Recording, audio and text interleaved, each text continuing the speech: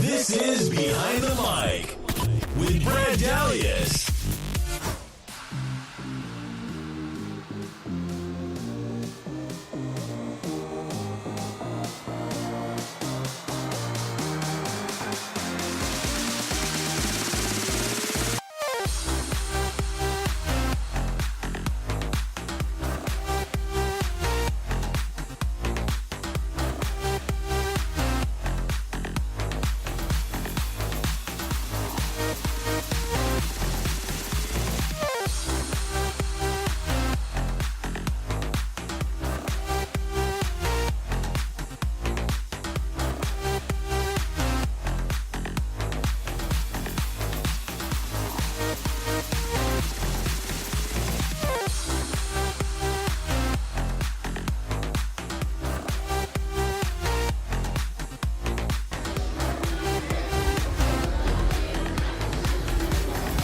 Live from Patrick Molloy's inside Hermosa Beach, down by the pier. This is Behind the Mic. Welcome in, everybody. Brad Dalius. Filling in for Keith Jackson tonight is Dave Sperling on this Tuesday, April the 24th, 2018 evening. Great to be back here, week 2 at Patrick Molloy's, as I said, down by the pier here in Hermosa Beach. It is Taco Tuesday, as it is every Tuesday. Don't forget, you can mix and match here between chicken, fish, carnitas, or steak. And Dave, it's only $20 for Corona or Pacifico buckets. You can't beat that, and half off all tequilas as well. So they have great stuff here on Taco Tuesday at Patrick Molloy's. It smells divine. Like, I'm not a huge fan of Mexican food, but those tacos you chowed down before the show. I had eaten food already before coming here. I'm like, do I want a taco? I might get a taco. Everyone always knows throughout LA that's the big thing, if you will, is to find the good taco. And this is definitely one top of those notch spots. Top notch right here. They have it all. As I said last week, we had a great time. We're back here again tonight. We made some friends last week, Dave. Myself and my normal co-host, Keith Jackson. So we're expecting more folks to come in tonight as well. 7 to 9, as usual, Behind the Mic. Lots to get into this evening as we dive into a very busy world of sports. NBA playoffs going once again. Boston, they win tonight. They take care of business over the Milwaukee Bucks. They are now up 3-2. We'll touch on that in just a bit. Sixers currently taking a big lead on Miami, trying to close out the Heat tonight at home. Lots of NBA playoff discussions, games happening tomorrow as well. Golden State, they're trying to close out San Antonio tonight. The Pelicans, they've already advanced, as we all know, to the second round. We could talk about them later. NFL Draft, the most highly anticipated NFL Draft maybe ever, Dave, is finally taking place this Thursday in Dallas, Texas. Especially with the quarterback class that were within the first 5 picks, you could have potentially 5 QBs taken off the board. It's unreal. Before Saquon Barkley, it's kind of crazy. It is. We'll talk about it. Great show coming your way tonight. Coming up at 7:30, we'll check in with Joe McAtee. He's a blogger for SB Nation's Turf Show Times blog. He'll call in. He'll talk about the NFL Draft. As we said, highly anticipated. We'll also talk about what the Rams need to do. As we know, the Rams don't pick in either the first or second round, courtesy of that Brandon Cooks edition not too long ago. So they won't pick it all. They won't pick into the third round. We can talk about all that stuff with Joe just past 7:30 tonight. And then we got to get into the Dodgers, the boys in blue, Dave. Looking good recently. Good win yesterday. Good series victory over the weekend over the Nationals, and they're doing good things at the moment. Top pitching prospect. No doubt. Last night, Walker Buehler made his debut, pitched 5 spectacularly strong innings, in my opinion. The future, immediate, might not be as bright, but long-term future for this Dodger team, I think, is good. I'm with you on that. Cody Bellinger comes up with a big sac fly last night in the 8th inning. He's starting to swing the bat well. Corey Seager, the Young Guns, Dave, are doing a good job right now for the Dodgers. So we'll talk about them tonight in hour number 2. Get into a little Angels baseball. Shohei Ohtani is on the mound tonight down in Houston for the Halos. We can discuss that. And Gronk makes it official today. Yes, Gronkowski will play in 2018. He's back, baby! Look, I never doubted in my mind that he was going to play this year. That was a lie.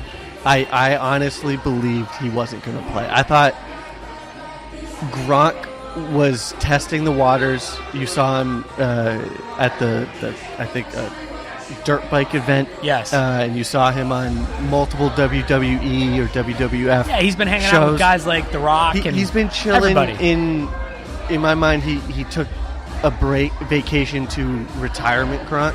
And Yes. I thought he was going to just make a beeline straight to the tequila bar. You know, I thought Preferably here. And especially At with Patrick Molloy's. with this Patriots discord over the past 12 months, Yes. there's definitely leaks in the armor, cracks in the boat. I'm pretty sure I mixed those up. But I knew what you meant. Yeah, with this Kraft, Belichick, Brady, Gronk going with Guerrero, TB12, and the rumors out of Foxborough being he was upset, wants more money, you know, the typical things. But at the end of the day, he loses too much retiring at 28, 29, especially when he was the best tight end in football last year. We almost talk about it every week here behind the mic, but since he makes it official today, we have to get back into it. So we can definitely talk about it tonight because I have a lot of thoughts. I know you do as well, Dave. And if we have time at the end of tonight's show, we'll talk about the Meek Hill prison release. This was highly talked about today in the media. He's actually at the Sixers game currently right now in Philly. Great story, actually, and a good ending, at least so far. And there's I have a lot of thoughts on that. We'll get to that towards the end of tonight's show. But once again, Brad Dalius here is truly joined alongside by Dave Sperling, filling in for Keith Jackson this evening. Patrick Molloy, as we are here on Tuesday nights. Let's get it going with, well, by the way, it's great to see you again, Dave. Yeah, it's been a long time. For people who don't know, Dave and I, good long past Ithaca ties up there on the East Coast in upstate New York. And it's good to see you again, man. It's been at least 4 years. Yes. This next month. We would have graduated 4 years ago. 4 years ago. I know. It's crazy, right? One whole college education to go. It's been great. It's great to see you.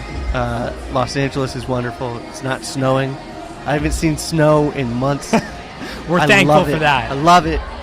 It's going to be a great night. We got a lot of sports. Philadelphia 76ers looking like they're going to win tonight and clinch that series against Miami. Well, let's start there, shall we? They're up right now, taking care of business over the Heat, like you said. They're running in the fourth quarter. Sixers, they want to close it out tonight. Make no mistake, they don't want to go back down to Miami for a potential Game 6. Joel Embiid is playing out of his mind once again. It looks like the mask has been off all night, Dave. I don't think he's been using it. He almost threw it away. He wants to prove he can play without it. I just think orbital bone fracture and all. He hates playing with it. Yes. It's not so much that we know he could play without it. It's just that he wants to play without it. It physically seems to bother him, especially in the low block. He gets the entry pass and he doesn't automatically attack the basket. There's a little hesitation there, and I think that mask, no matter what people say, affects you in some sort of way. No doubt. I think of guys like Rip Hamilton back in the day for Detroit when he used to wear it. Now, he got comfortable with it. He wore it for a really long time. But it's different if you're a big guy down low. Yeah. Especially when he's at the foul line. You've seen him over the past couple of games. He's really been struggling. He's been lifting the mask up, trying to shoot his free throws. And it's off now. He's playing well. He's been cleared by all accounts by his doctors to not wear it at this point. It's good to see. You want to see guys with their full strength this time of year, regardless of which team they play for, where they're out in the playoffs. You don't want to see them hampered by anything. You just want to see talented guys play late into May, late into June. You want to see, especially the young future of the NBA, which the 76ers embody completely with Ben Simmons, even Markelle Fultz, who hasn't played tonight, but has gotten some playoff experience. That's going to be good down the line. No matter what happens from here on out for this Philadelphia 76er playoff run, it's a success. Whether they get swept next round or they win Game 7 in the NBA Finals, this is a 100% absolute lock successful season for the Philadelphia 76ers. By the way, you can listen to us live online right now at BehindTheMicShow.com. And if you haven't already done so, download that official Behind the Mic app.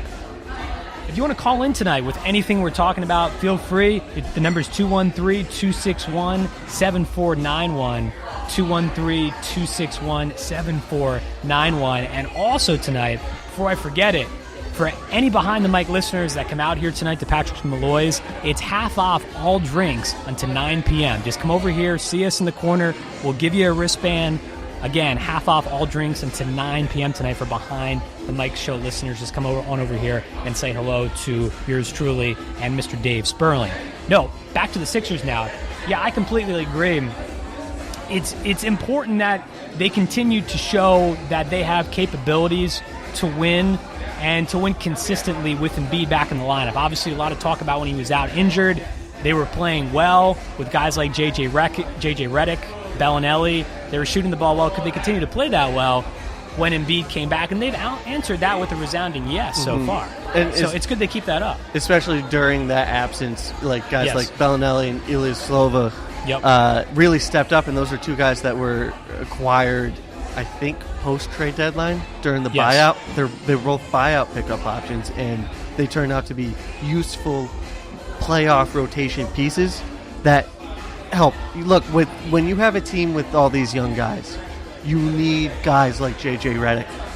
You need guys like Bellinelli to help teach the Dario Saric's of the world, the Robert Covingtons, the Embiids and Simmons. You need a healthy mix, and it's really fun seeing this team rise. I agree, and they're getting the job done right now, Dave. The guys you just mentioned right there. Embiid's got 19, Covington's got 10, Simmons has got 12, Redick's got 19. A lot of these guys scoring in double figures at the moment. But it's not just the points, as you kind of alluded to before the show off the air tonight. It's what these guys can also do when they're not scoring the basketball. On the defensive end, for example, how they can create opportunities for other guys. The ball's always getting passed around. Guys setting off-ball screens, especially in today's NBA's. If you're not running a motion offense, you're fired. You're the New York Knicks. You know, you're stuck trying to run the triangle, trying to run something that is not relevant in today's game. And the 76ers, they do a lot of motion off the ball stuff, and it's you need those grinders, all right? You need a Ronnie Turioff for the Lakers in 2009, 2010. Yes. Someone just to, like, the lunch pail guy. You need lunch pail guys, all right? True. Not everyone can drive a Corvette. Sometimes you need a guy with a 98 Ford Ranger that comes in with his hard hat and his lunch pail with his tuna sandwich that his wife made him. And the 76ers have a great mix. And honestly, if I had to make a wager, which I don't, on who I'm going to pick to come out of the East, it's going to be Philly. They're looking really good at this point in time. It's hard to pick against them. I have been against this a lot, Dave, because before the playoffs started, it was down the stretch. Okay, this team is playing good. They were on that 16-17 game winning streak to close out the regular season, but they were doing it against inferior opponents, a lot of teams who weren't going to make the postseason. We all know that. So it's like, okay, this is good for now. Let's see how things go once they get into the postseason. You're seeing it here against Miami. To me, the storyline in this series was at the end of, I believe, it was at the end of game 2, actually, or game 3. When this was a close game at the end of the third quarter, Sixers had like a 2-3-point lead. Mm-hmm. They went out, they finished the game on like a 20-8 run to close it out, and they scored like 130 points, won big over the Heat. That was the turning point in this series. Yeah. And that got me thinking that, okay, this Sixers team is for real, because this is a formidable Miami team with Wade, and there's veterans there. I get they're not as good as they used to be, but it's a formidable opponent. In the playoffs, it's a solid 7 seed. This is a good, don't get me wrong, this is a good Miami team. Yes. All right, this is, the Boston Celtics did not want to play this Miami team. No. All right. Most people didn't. Look, given the opportunity, I'm sure Boston would still pick Milwaukee over playing Miami. This Miami team isn't a joke with Dragic and Johnson and all those guys. Whiteside is kind of emerging a little bit, especially on the defensive end. But for Philadelphia, that game, to be able to take that small lead and extend it, that's what you learn in the playoffs. It's Absolutely. Like, regardless of whether they would have won, it's like the 2012 or the 2010 Oklahoma City team that lost to the Lakers, I believe, in the first round that year. And they lost in like 5 games. You need that moment, that introduction to the playoffs to understand that it's almost like a completely different game. to playoff experience is overrated and it's also underrated. If that I like makes that. sense. Yeah. It does make sense. That's a good way to sum it up there, Dave. It's so true. As I said, Game 3, I thought it was a turning point in this series, the way the Sixers were just able to grab hold of the game and never look back. And they really have commanded this series since. People are going to say now, well, can they advance to the next round? Can they do it again against either Milwaukee or Boston? Yes. I don't know what it's going to take at this point for people to really believe in them. There's really nothing, like all the boxes have been checked off with the Beef coming back. You know what I mean? Like there's really no reason not to think this team couldn't go to the Eastern Conference Finals at this point, unless LeBron and the Cavs get out of this round and finish off the series against Indiana on a high. Because I still think Cleveland is going to come out of the East, and then ride that into the next series, and then exactly Cleveland wins out against Indiana, and then they beat Toronto or Washington in 5. Yeah, what I'm saying though is this point is right now, I could see it being Philly-Cleveland. I see a clear path to the conference finals for Philly. I assume it's going to be Philly-Cleveland. Yes, look, this Philly, you do. I bought in now officially though. Look, the 76ers You've been team, on this bandwagon. Yeah, of course I have. I love bandwagons. The 76er team, they're going to be favored against Milwaukee or Boston. Right. Like regardless, like this, Boston just beat Milwaukee tonight, 87-92.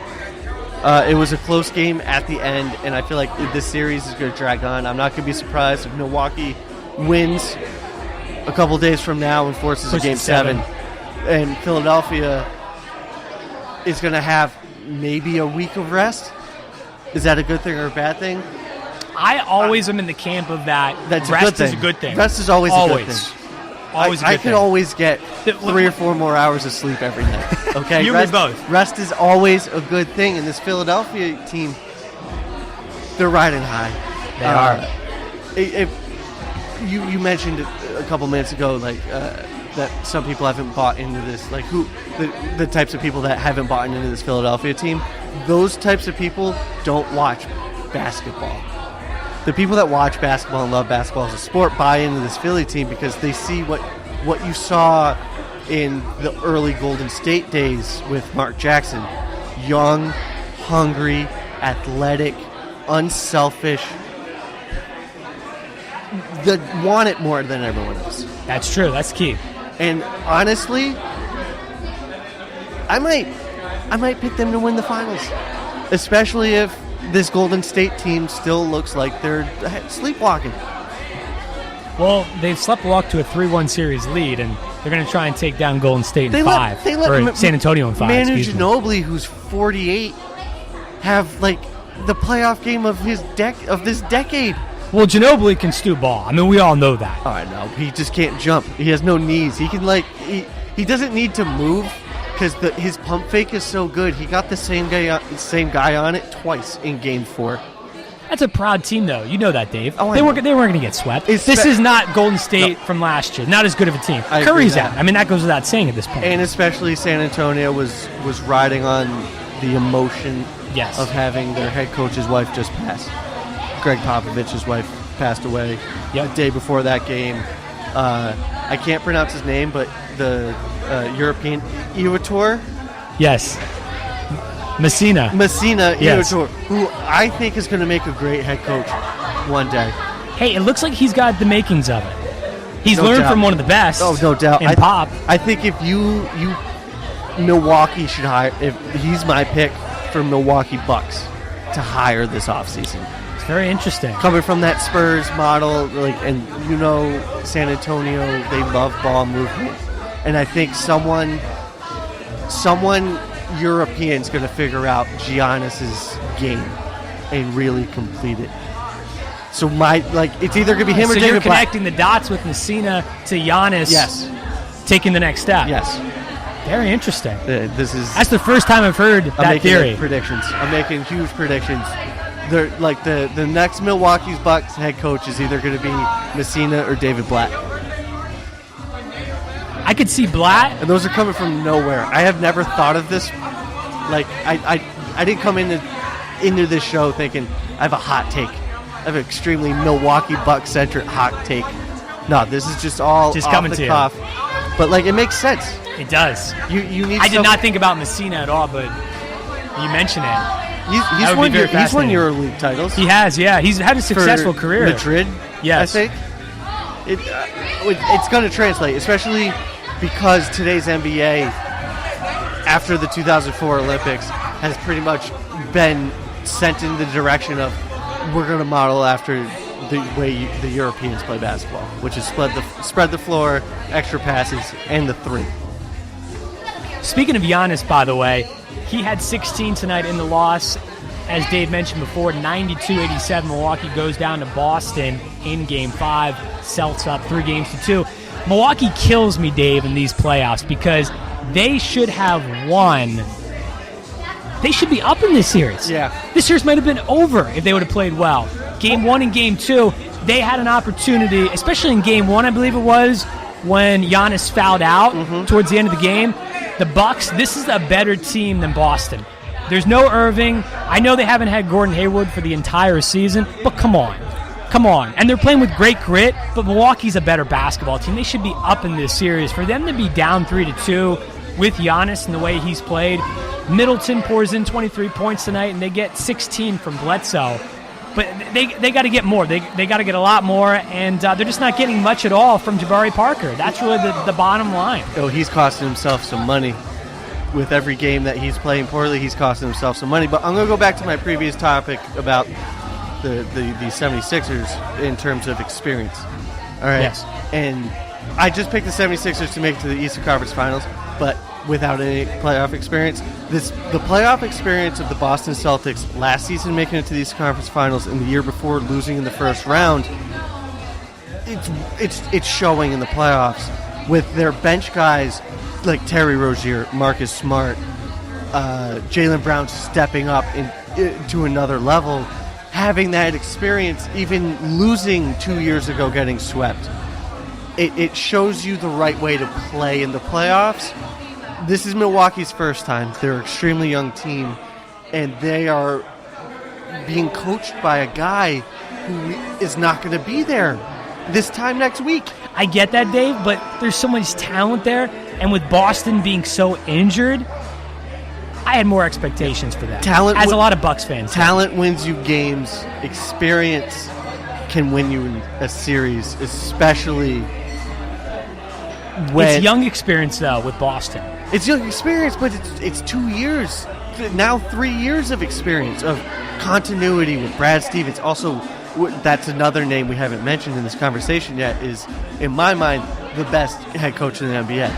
Well, he's making a strong push for it. Brad Stevens, a normal coach, this team would have been swept by this same Bucks team, this same Celtics team. Brad Stevens gives this Celtics team like 15 points a game, just with his brain and the way he's able to orchestrate plays out of bounds, half court, running full court, whatever he wants to do, and his players buy in. And you're seeing the fruits of the labor of the system with this series, and why I think Boston's going to pull it out. Look, I give Boston a ton of credit. I'm with you. I love Stevens. I loved him since he's been at Butler. He is really working his way into the conversation of, as you said, one of the best coaches in the league. I think you like him as the best right now. I think that's what you said. Yes. Yeah, it's hard to argue. He's definitely making the climb, at least. I'm full of hot takes. I love it. But, again, in this particular series, if you're Milwaukee, it kills you as a Bucks fan. It has to see some of these games go down the stretch here, and guys just stepping up on Boston like a Rozier, making big shots when your guys just can't get it. Now, again, Antetokounmpo has been fantastic. He's been great. Fantastic. He's phenomenal. I've been advocating for him to come to the Lakers here in 2019. We'll see. But he's done his job in this series. Again, you need more from Jabari Parker. That's been well documented at this point. They could get more from Eric Bledsoe as well. I agree with you from before. I wouldn't be surprised if this goes 7. Milwaukee wins, and they push it back to Boston for 7. But I think Boston takes it in Game 7 at this point. I think this Milwaukee team's talented, but I think they are not as talented as, like, I think their players are playing to the best of their abilities. The only guy that's really underplaying in my mind, like Eric Bledsoe had 16 points tonight, 5 rebounds, and you want him to have more assists as your quarterback, as your point guard, but really Giannis is the assist man. Giannis is the point guard, so Eric Bledsoe is basically an off-ball guard. And I don't know. Who should be? Let me ask you this: who should be their number 2 option there? It should be Jabari Parker, right? But that's what I was saying. Jabari Parker. Okay. I don't know if he's afraid because he has half of a good knee left in him, but he's not the same guy. I don't know. He's him. To me, there's like no difference between Michael Beasley's game for the New York Knicks, former number 2 overall pick, much like Jabari Parker, and Jabari Parker. All right, they don't play defense. He should be a 3-and-D guy on the wing as your stretch 4 or just a forward. But he's not, and I don't know what it's going to take for him to like seize his potential. But it's slipping with every minute he plays like he's playing now. Hard to argue against that one. It really is. He's got to step it up at some point. At this point, like you said, maybe it is because he's favoring the knee to an extent. But there'll be a lot of pressure on him this offseason, especially if they don't win this series, to better his game going into next year. And like you said, they're going to get a new head coach as well. There's going to be a lot of turnover there, so a lot of new things to come. No doubt. And like you see with Boston, it's when your best players are playing poorly. Jason Tatum only had, I think, 8 points tonight. The other guys step up. Rozier had 16. Jaylen Brown had 4. Marcus Morris had 10. Marcus Smart had 9 in his first game back in, 2 months? It's a team game, and individualism can win you MVPs and can get you to the playoffs. But ask Kobe Bryant, who couldn't do it by himself until Pau Gasol came back. You need a team. You need a team. One guy can't do it. No. Not even 2. No. Got to have the role players. Look at OKC. Well, it's funny you mention them. They only have 2 guys. Literally. And here's the crazy thing about the Thunder, right? If you would have told me at the beginning of the playoffs that Donovan Mitchell would have been essentially just him, Donovan Mitchell and Ricky Rubio, those duo of the 2, would be better than Westbrook. It's crazy. And Paul George? It's crazy. How does it get out of here? There's no way. That's what you're getting right now. I would have been Donovan who? Exactly. McNabb? Donovan. Sir, you're mixing up your sports and your references. No, it's insane, and it just shows you why Quinn Snyder's a top 5 head coach in this league. It's amazing. He's playing with broken down, hand-me-down toys in Utah. This is somewhat of his... Ricky Rubio cast off. Donovan Mitchell fell in the draft. Gobert, no one knew about him. He was a second-round pick from overseas. Joe Ingles. He's been big. Did you see when Joe Ingles hit a 3 in Paul George's face and then immediately turned around and just blocked Paul George from walking down the court and just stared him down all the way down the court? I loved it. I'm rooting for this Utah team, and as a diehard Laker fan, every Laker fan out there should be rooting for this Utah team because with every dysfunctional loss in OKC, Paul George is coming home, getting closer and closer to packing his bags for LAX and coming home. I like the sounds of that. A lot of Lakers fans do too. The quicker they go out and the quicker LeBron and the Cavs go out, it's only better. My focus as a Laker fan is not so much on LeBron. LeBron's the pipe dream. Paul George, in my mind, fits in with the Lakers' timeline. We wouldn't have to trade a future for Kevin Love. You know what I mean? We wouldn't. Paul George is, 27, 28? So I think this young Lakers core is 3 years away from competing in the Western Conference Finals. And 3 years from now, Paul George will be 31. LeBron will be, 36? And LeBron won't be the same thing. Oh, no, he's got, 2 great years left. No, he's got... Maybe 3 at the most. At this level, where he's single-handedly taking his team, dominating, I'm going to give him 2 years at this level. But Paul George could still be at least the shell of... Paul George 3 years from now will still be a top-end 3-and-D guy. He may not be a superstar, but by that point, hopefully, Ingram, Kuzma, they all take it to the next level. It's Behind the Mic, live from Patrick Molloy's in Hermosa Beach. We'll take a break, come back after this. Every 17 years, Make-A-Wish makes the impossible possible. They tame dragons. They bring Saturn to Earth. They help superheroes save entire cities. They even make unicorns fly. All to give children the strength they need to fight their critical illnesses. Every wish takes muscle. Help us make sure every wish comes true. Join us at wish.org. Our military service members volunteer to protect us in the most dangerous places around the world. They step up. And when they are severely ill or injured, returning to their families is only the beginning of their long road home. Beyond all the hospitals and doctors and surgeries they need just to survive, they also deserve whatever they need to truly live. All the in-home care and day-to-day help they need to live independently, on their own terms.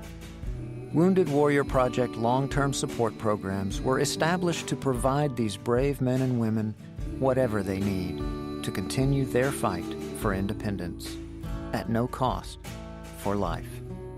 So many of them need us, and it's time for a grateful nation to step up. Find out how you can do your part at findwwp.org.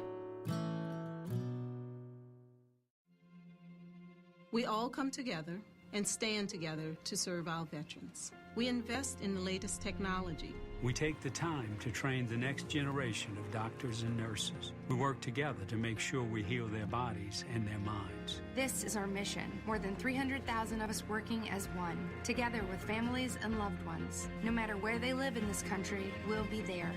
We stand strong, united. Stand with us in caring for our veterans. Hi, I'm Danica Patrick and proud aunt. Watching my nieces grow, play, and learn is amazing. But not every child gets to be carefree. 1 in 6 kids in the U.S. are hungry. 1 in 6. That little girl sitting alone at the playground, she can't play like the other kids. She doesn't have the energy because she's hungry. School lunch will be her only meal today. It breaks my heart that this is the reality in our country, but it's something that Feeding America is working to change. Each year, the Feeding America network of food banks rescues billions of pounds of good food that would have gone to waste. This food is then provided to families and children in need. Being a kid should be about using your imagination, learning, and having fun. These children shouldn't have to miss out on simply being a kid because they're hungry. To find out how you can help end childhood hunger in your community, visit feedingamerica.org. Brought to you by Feeding America and the Ad Council. Everyone is talking about healthcare these days. America spends twice that of other developed countries on our healthcare system, yet our health ranks near the bottom. How can we stop spending so much and getting so little? Shifting to a system based on primary care can help fix the problem. Patients with a primary care doctor live longer, healthier lives and are less likely to suffer from cancer, heart disease, or stroke. Primary care that is comprehensive and coordinated also saves money. Patients who have a primary care doctor spend 30% less on health care than patients who don't. States with a high number of primary care doctors have lower health care costs and higher quality care. Primary care can help make America healthy again. To learn more about the benefits of primary care, visit www.healthisprimary.org. This message is brought to you by America's Family Physicians. You're listening to Behind the Mic with Brad Dalius.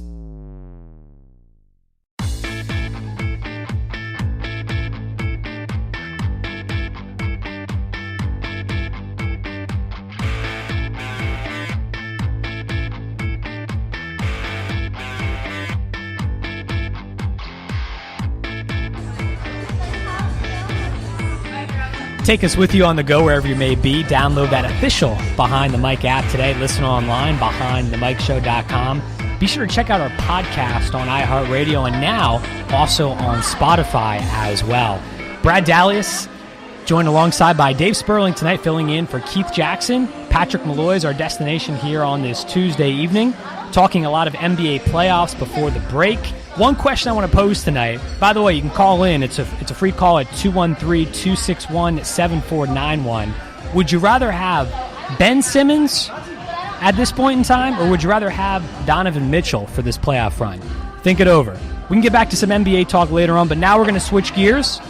We're going to talk a little NFL draft, Dave. It's the NFL draft time. It's my... really, April is one of the best times of year because this in October is the only time where you can really engulf yourself in all 4 major sports. It's great. At one time, and it's not like, oh, I don't care because it's like preseason or whatever. The NFL draft is just as exciting, and there's just as much build up to it as the actual NFL season. Hard to argue. And we all love speculating on quarterbacks. There is nothing more than what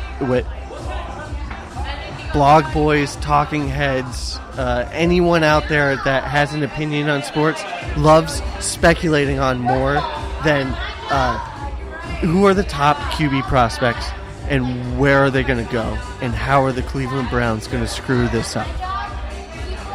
It is true. Joining us now here on Behind the Mic, Joe McAtee. He's a blogger for SB Nation's Turf Show Times.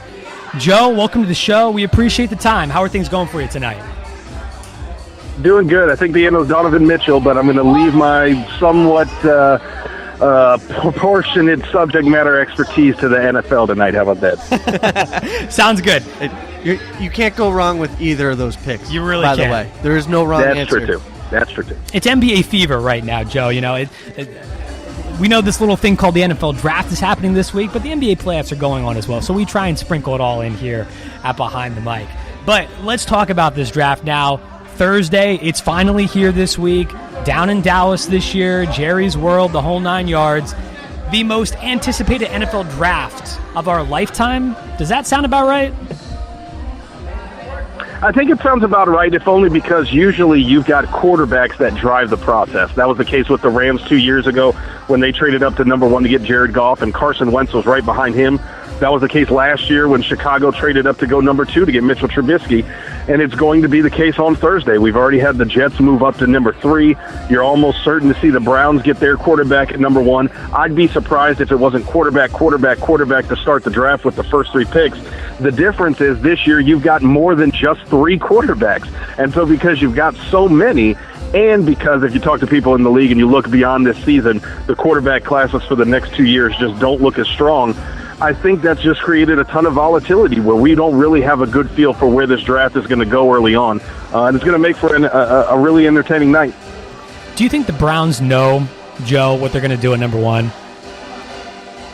I think they know what they're going to do number 1. I think they've known for quite some time. I think the difficulty is whether you're the Giants at number 2 or dealing with the Browns at number 4 because they pick again 3 picks later, is that regardless of who they get, that guy, as soon as they announce him, is going to affect the rest of the draft. And because they pivot then to number 4, that's really the first pick where I think things start getting strange, whether they pick somebody or whether they trade out. It's what I'm calling the first hinge of the draft that opens the door to what's ultimately going to be the path to the second round. And I really don't know what's going to happen, but that's going to make it a heck of a lot of fun. You got teams at the front that need quarterbacks. You got teams in the middle that need quarterbacks. And everybody else is just going to have to sit and let the draft come to them. So we're just going to have to see. Are you sold on Saquon Barkley? Unbelievable career at Penn State. Everyone's raving about him here with the draft coming up. He looks phenomenal. If he stays healthy, I think he's a generational type of player. Would you consider, if you were in that front office in Cleveland, taking him at number 1, regardless of the quarterbacks there? Because I look at it this way, Joe. I'm taking Barkley at number 1. I think he's the best player in the draft. And as you said before, just a couple picks later, just take the quarterback that's available out of that trio, if you will. Your thoughts? I'm not big on the running back position, so I've talked about this for a long time. If you look at the market and you look at free agency, teams aren't spending money on running backs. And what I think is really strange is that the draft market hasn't caught up to the free agent market, where teams are drafting, tackles, quarterbacks, defensive ends at the top of the draft because of the position value being so high. They're still drafting running backs. I might agree with you that he's a quote-unquote a generational running back. It seems we get generational running backs every 3 years, but maybe that's an NFL generation, right? But he's a really good prospect. I don't think that's a problem. I think the problem is, what do you do with a running back? And in the NFL, it's getting harder and harder to use a running back as a centerpiece of your team. The Rams tried to do it under Jeff Fisher with Todd Gurley, and they failed spectacularly. until they got Sean McVay and Andrew Whitworth and a couple other components to make the most of his talent. The one thing I'd point to is that big game against Ohio State last year where he ran back the opening kickoff, had a big touchdown run soon after. The rest of the game, I think he was held to 18 carries for about 25 yards. And that's not because Barkley isn't a talented guy. It's that to be a productive running back, you need a lot of things around you to go right. And so I wouldn't pick him number one. I wouldn't even pick him in the top 10 just because he's a running back. But in terms of his individual skill set, yeah, he's a phenomenal talent. And if you wouldn't take him number one, if you're Cleveland, who do you take? Do you take Bradley Chubb and pair him with Myles Garrett to try to make this unstoppable defensive front, or do you take the quarterback of the future? I could barely even hear you, man. You had somebody screaming in the background. I think they got excited at the Saquon talk. I wouldn't doubt it. If you're the Cleveland GM and you're running that franchise, who do you take number one? Yeah. Who am I picking number one? So I'd probably go with Sam Darnold. I mean, there's cases to be made for a couple of those other quarterbacks, Josh Rosen, Baker Mayfield. I can even understand the case for Josh Allen. I think it's really flimsy because a lot of what it depends on are the same cases that NFL teams have made before for similar guys that just haven't panned out. I'm going with Darnold. I think in some of the bigger games and some of the bigger tests against really, really good secondaries that are filled with NFL talent, he showed a lot of skill. And I think he's going to be surrounded with more skill than what he had this year at USC. Obviously, 2 years ago with Juju Smith-Schuster and a couple other guys, there was a little bit more time for him to work with. And I get it, Cleveland's not the best roster right now, but if you're looking for a centerpiece to build your team around, I think you can do a lot worse than Sam Darnold. Joe McAtee joining us here on Behind the Mic from SB Nation's Turf Show Times. Joe, let's talk about the Rams. We all know they don't pick in the first round. They don't even pick in the second round. The first time they pick in this draft is 87th overall in the third round. Your take on the Rams, who they're targeting at this point, who they should take with that first pick, and then they have a couple of picks then, and they actually have 3 fourth-round picks as well, so they're back-heavy in this draft, as we all know. What are the Rams thinking at this point? What should be their biggest area of need? Yeah, the good thing for the Rams is they've done most of the work they needed to do already, right? They had issues at cornerback with Trumaine Johnson leaving, and they brought in Aqib Talib and Marcus Peters.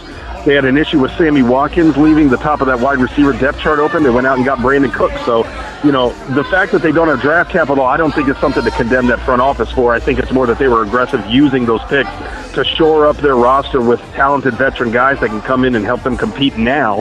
And then when you throw in Ndamukong Suh in, obviously, that's just a luxury addition that shows how aggressive the Rams are attacking this season specifically. For the draft, though, I think there's a case to be made that they've already got their starting offense and defense in place. That the roster needs that they have, primarily inside linebacker, outside linebacker, just aren't in a position to get addressed when you've only got one pick in the first 110 in the draft. So I think in terms of what they shouldn't do, they shouldn't try to hammer down their roster needs for this draft, where if you're not going to get a guy who can come in and play right away, the roster needs that you're really drafting for at this point are future roster needs.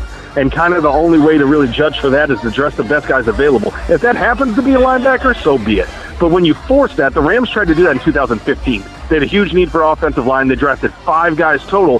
3 of them were off the team within 2.5 seasons. So that need that they had at offensive line wasn't really solved. Already you've got Rams fans looking to next year and saying, look, we got to get more offensive linemen. You just can't draft out of desperation like that. Other than that, the roster's good enough where they can let the draft come to them, maybe get a rotational piece, some special teams help, and then get out there with the veterans that they've already acquired and try to make a push for a postseason.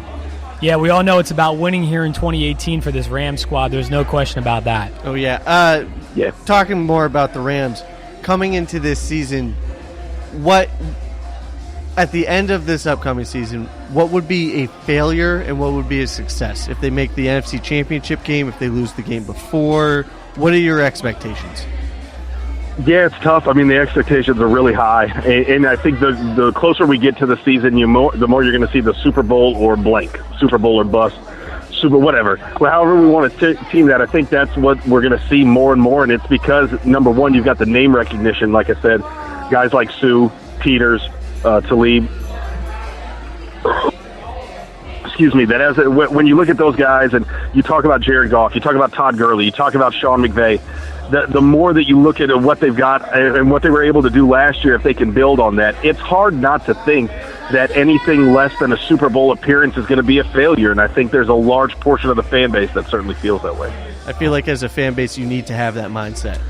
Hey, year 2, Sean McVay, quarterback, head coaching tandem here with LA. They're doing great things. Like you said, you bring up a great point, Joe. They have a lot of things taken care of via free agency already. So the draft, McVay and company can more so lay back. Quickly on the Chargers, the other team here in LA, what is their biggest draft need? Not a lot of people are talking about the Chargers and what they need to do. They have a lot of needs. In your opinion, what's the biggest? Yeah, it's weird because a year ago, if I had picked one team that I thought had a bigger opportunity for success in 2017, it was the Chargers. They had a brutal schedule early on, and I thought if they could survive it, they could be able to get through it and come back late. Of course, they started off horribly, and then, despite their successes in November and even into December, it was too late for them. I think the biggest thing they need is health. They've had so many guys go down to injury. The roster doesn't look bad, and you can see them being competitive in the AFC as is. The problem is that that's been the case maybe for the last 2-3 years, and every preseason, every training camp, they're losing guys for the year before they even get to week 1. That's the biggest need. Outside of that, I could see some offensive line help being necessary, especially if they want to shore up the run game. The passing game, as long as they can stay healthy, you got Phillip Rivers, you got Keenan Allen, they got plenty of talent there, even Hunter Henry. Defense, I like the pass rush. They might need some help in the secondary, but, as it stands, the roster, the depth chart overall looks competitive. They just got to find a way to stay healthy long enough to rack up some wins. If one of the top QBs falls in your San Diego, would you consider moving up a couple picks to take Baker Mayfield or Josh Allen? I think you got to think about it. I think you have to think, whether you're the Giants with Eli Manning, you're talking about the Chargers with Phillip Rivers, New Orleans. There's a couple teams that have to start thinking about their QB future beyond the guy they already have. I get it. It's a new era where we're seeing guys, playing the Tom Brady, Peyton Manning timeline. But if you're a team, you got to be prudent enough to go out and make those investments. New England went out and got Jimmy Garoppolo. They had a guy that that Bill Belichick, by all reports, was ready to start working to hand the reins over to. Let's say some infighting derailed those plans, but other teams maybe that aren't having the success that the Patriots are having in January may be able to figure out that transition a little smoother. And obviously for the Chargers, they're going to want to have somebody to succeed Phillip Rivers sooner rather than later, sure. Now, quarterback, I'm going back to quarterback because that's what the position we all love to talk about. The guy I really like this year that seems to be in that second tier after the Big Four is Lamar Jackson. Why aren't people talking about him with the Josh Rosens, the Allens, and the Sam Darnolds? I think part of it's just the hype that the guys at the top are getting. I also think because his team struggled a little bit over the course of his career that he didn't get as much national attention the way that a guy like Baker Mayfield did at Oklahoma, Sam Darnold playing in the Rose Bowl did at USC. Those guys got a little bit more hype, and obviously when you talk about Lamar Jackson winning a Heisman, that's going to bring him personal attention. When you talk about Oklahoma State a lot of times, you're talking about the totality of the offense. You're talking about Mike Gundy as head coach being an offensive genius. Even this year, one of the bigger names on the team was James Washington, the wide receiver. So I think Mason Rudolph's a fine candidate. I think it's one of those things where you're just in a year, maybe in a different year, he might have gotten more hype and might have been at the top of some boards. But this year, with all the other guys there, I don't know that he's going to be able to get in front of those guys. It's fascinating. There's so many question marks with this NFL draft. What's something, Joe, that we can bank on when Thursday's first round comes around? What's something that we can expect to happen? Again, so many unknowns of this draft. What's something that you expect to happen? Yeah, the main thing I expect to happen is the top guys at kind of the second tier positions will all go top 10. Minka Fitzpatrick, Quentin Nelson, offensive lineman out of Notre Dame, Tremont Edwards out of Virginia Tech. Those guys are just too good at their position for teams that have that need to go in the lockup. Kind of the way that the Rams don't have a pick like that. Teams that have that know that if they need a guard, they can go get Quentin Nelson, and he looks like a guy that's going to be around the NFL for at least a decade. So that would be the major lock I have. The other one would be the unpredictability of the first round, whether it's trades, whether it's teams picking players that nobody had in their mock draft. Every year we go in with this certainty, and I see people every year saying, this will never happen, this guy will never drop this, and it ends up happening every single year, whether it's Baker Mayfield or Josh Allen or Saquon Barkley or Bradley Chubb or whomever.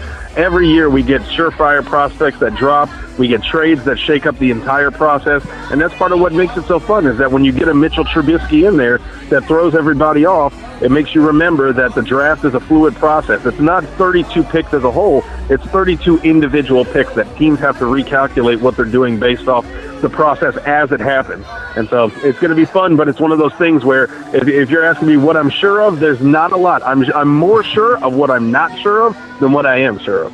Oh, I love it. Are you a believer in Baker Mayfield at this point?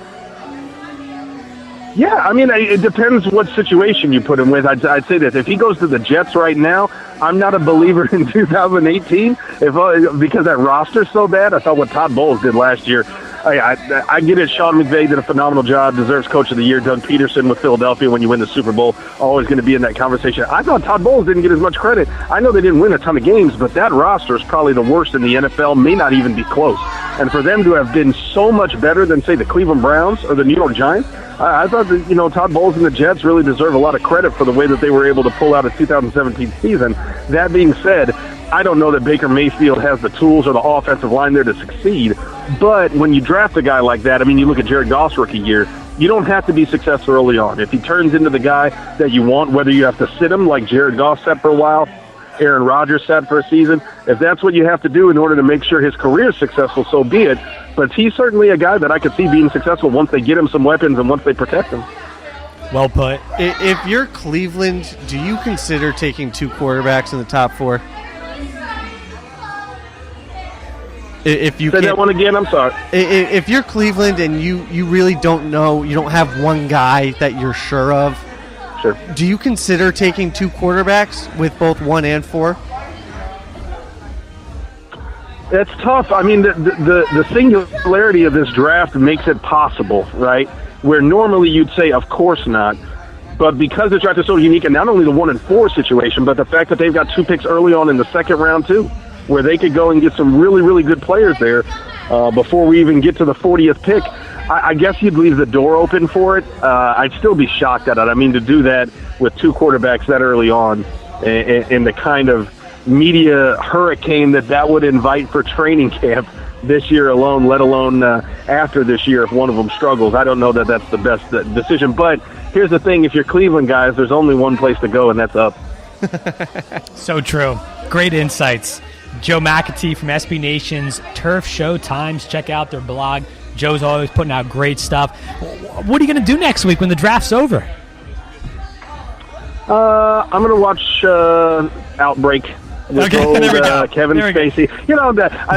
Sorry, I had it on earlier. It's top of the mind. No, I don't know. I mean, I enjoy the draft, so I'm going to watch it. It'll be fun to see how things get shook up and what the landscape of the league is. But yeah, as a Rams fan, this just isn't our year, and that's okay. You get to celebrate the fact that they've built the roster that they have and watch the rest of the league, most of the league, try to catch up with that roster and figure out maybe who else is going to be in the mix for trying to get to the postseason as soon as week 1 starts. Mm-hmm. You're speaking to a couple Pats fans, so we understand what it's like to have a boring draft day or 2. Hey. Yeah, put it like this. The Rams 14 years before last year weren't anything to brag about. So the draft has been a common refuge for Rams fans for quite a long time. I would say that this is the anomaly and not the other way around. Hey, enjoy the draft, Joe. We appreciate the time here tonight. Thank you. Yeah, thanks for having me on, guys. There he goes once again, Joe McAtee from SB Nation's Turf Show Times, appreciating his time tonight here on Behind the Mic, talking everything, Dave, NFL draft related, got into all the quarterbacks as you wanted to. Mm-hmm. He even touched on guys like Fitzpatrick out of Alabama that's not getting a lot of airtime, but is a very solid corner and will be a great addition for any team later in the top 10. He's the guy that's going to fall even at 6 or 5.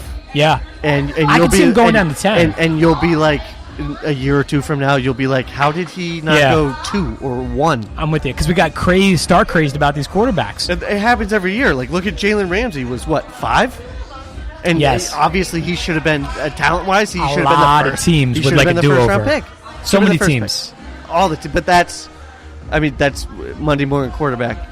I loved your proposal there as far as Cleveland maybe taking 2 quarterbacks. Look, I thought it'd be crazy, but that's such a Browns thing too, by the way, if they were to do that. I've seen at least 3 or 4 articles like with that same question, and it's insane that like you would ask that and not have to preface it with like, hey, I'm gonna ask something really dumb. Just hold on for a second. Let me ask this dumb question. No, it's a legitimate question because Cleveland in the past, whether it's trading the picks that ended up being both Deshaun Watson and Carson Wentz, which they did, or drafting guys like Deshaun Kaiser, Johnny Manziel, Brady Quinn, and have it not work.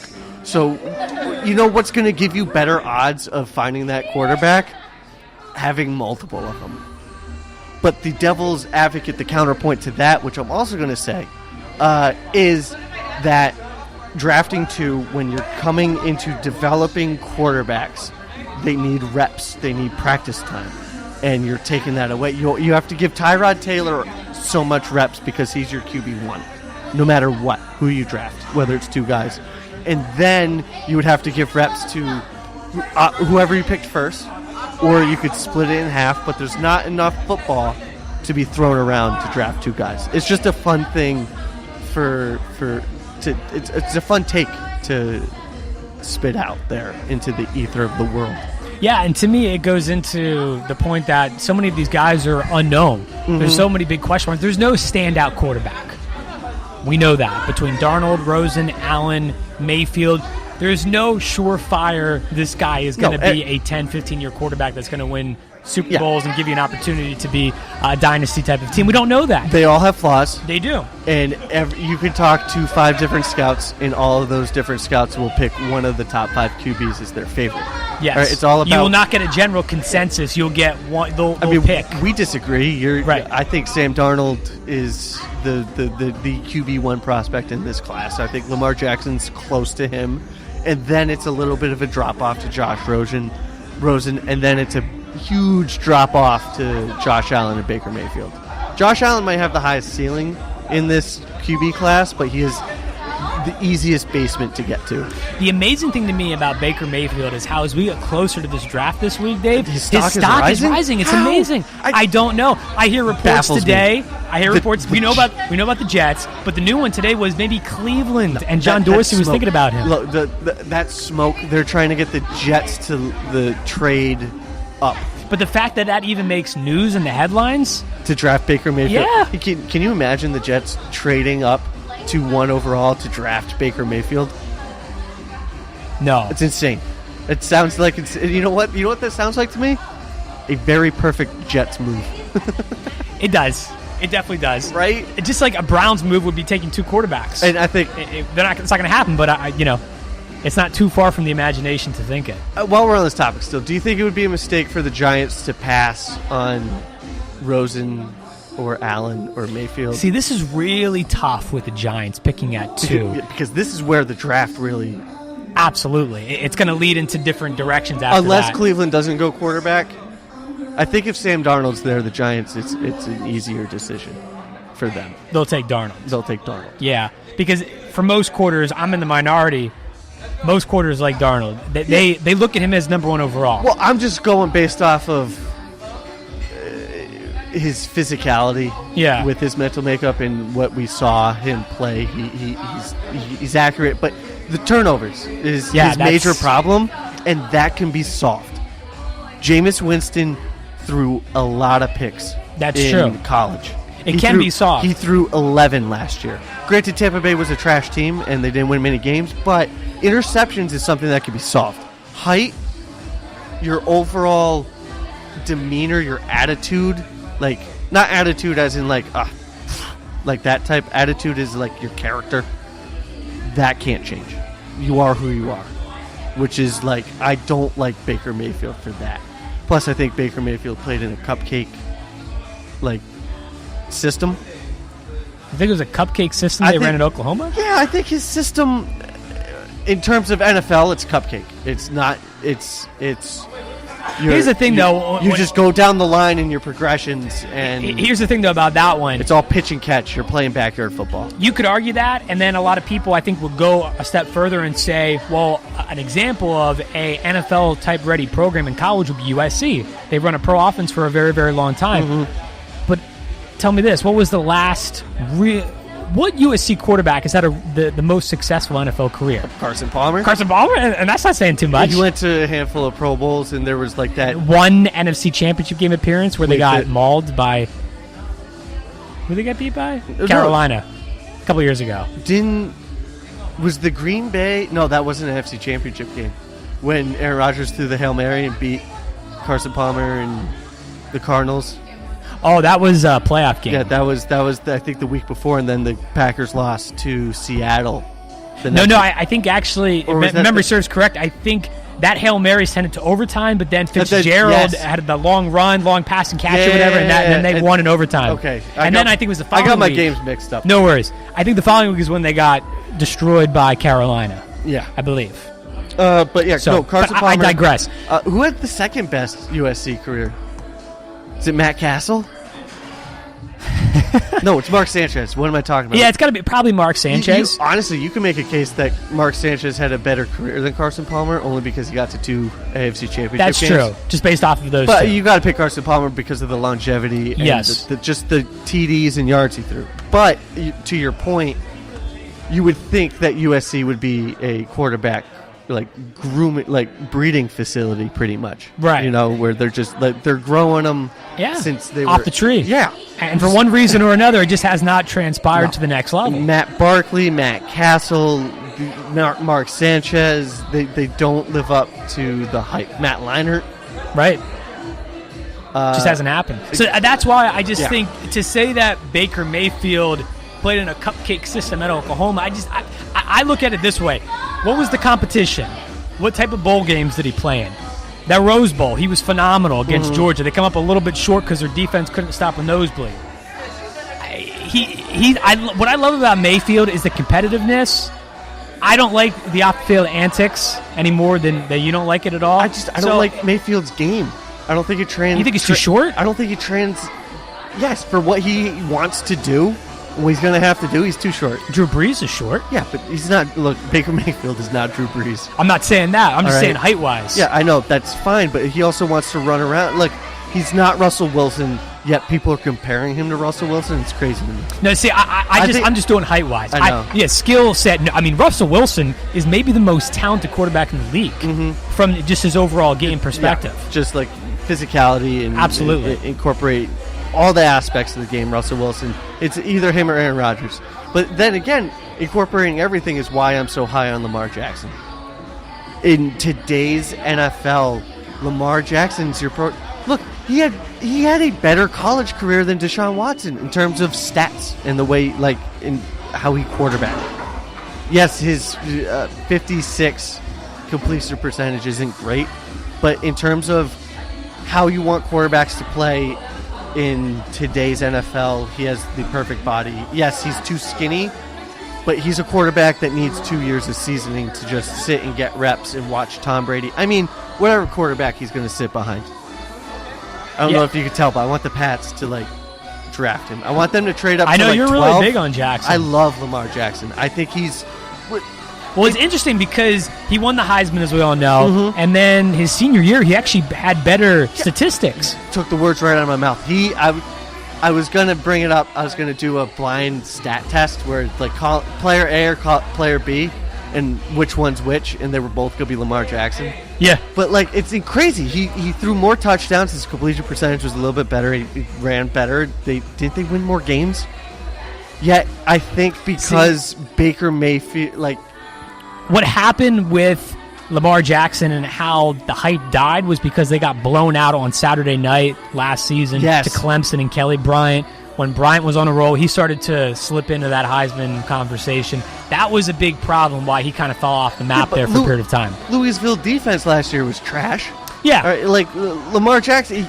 And that's why you can't base these guys off on wins, losses, and how the team. Yeah, no, you can never do that in college. You can base it off of how they play in those games. But absolutely. I don't take into account that Baker Mayfield played in the Final Four bowl games this year, and Lamar Jackson didn't. Right. That's not necessarily all on Lamar Jackson, and that's not necessarily all because of Baker Mayfield.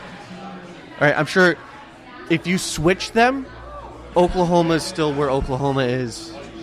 Louisville's still where Louisville is. I just think that Lamar Jackson's future in the NFL is a bigger upside and a safer bet. Time will tell. It is going to be fascinating if New England gets hot and heavy on draft day, Dave. If they do make a move to move up a little bit.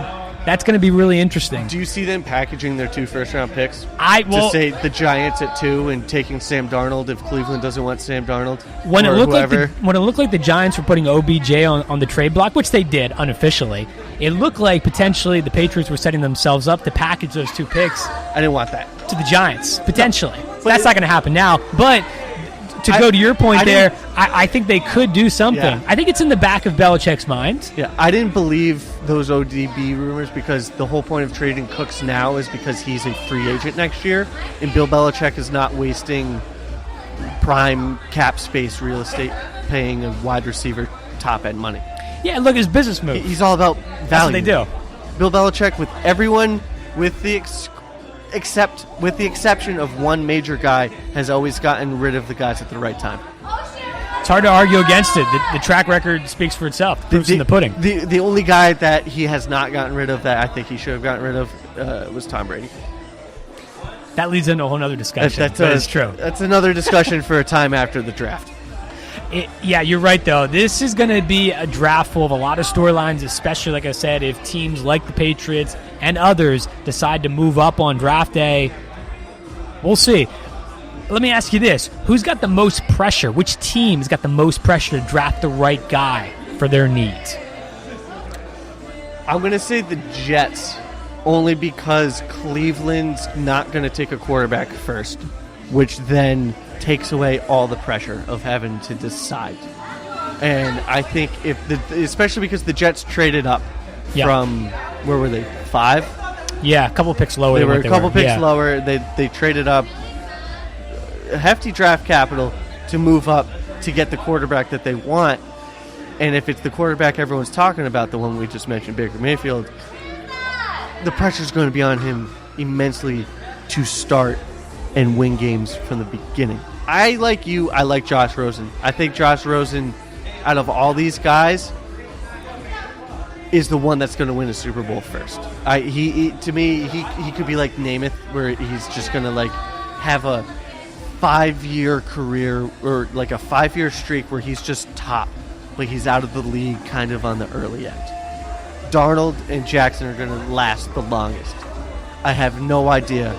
Josh Allen, he could be Joe Flacco, biggest wild card. Right?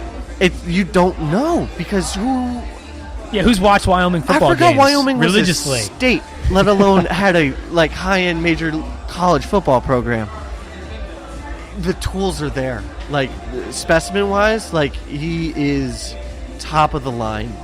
Like, I was at the USC-UCLA game last fall, blown away by Rosen, and there was such a distinct difference, Dave, on the field when you saw him in the pocket.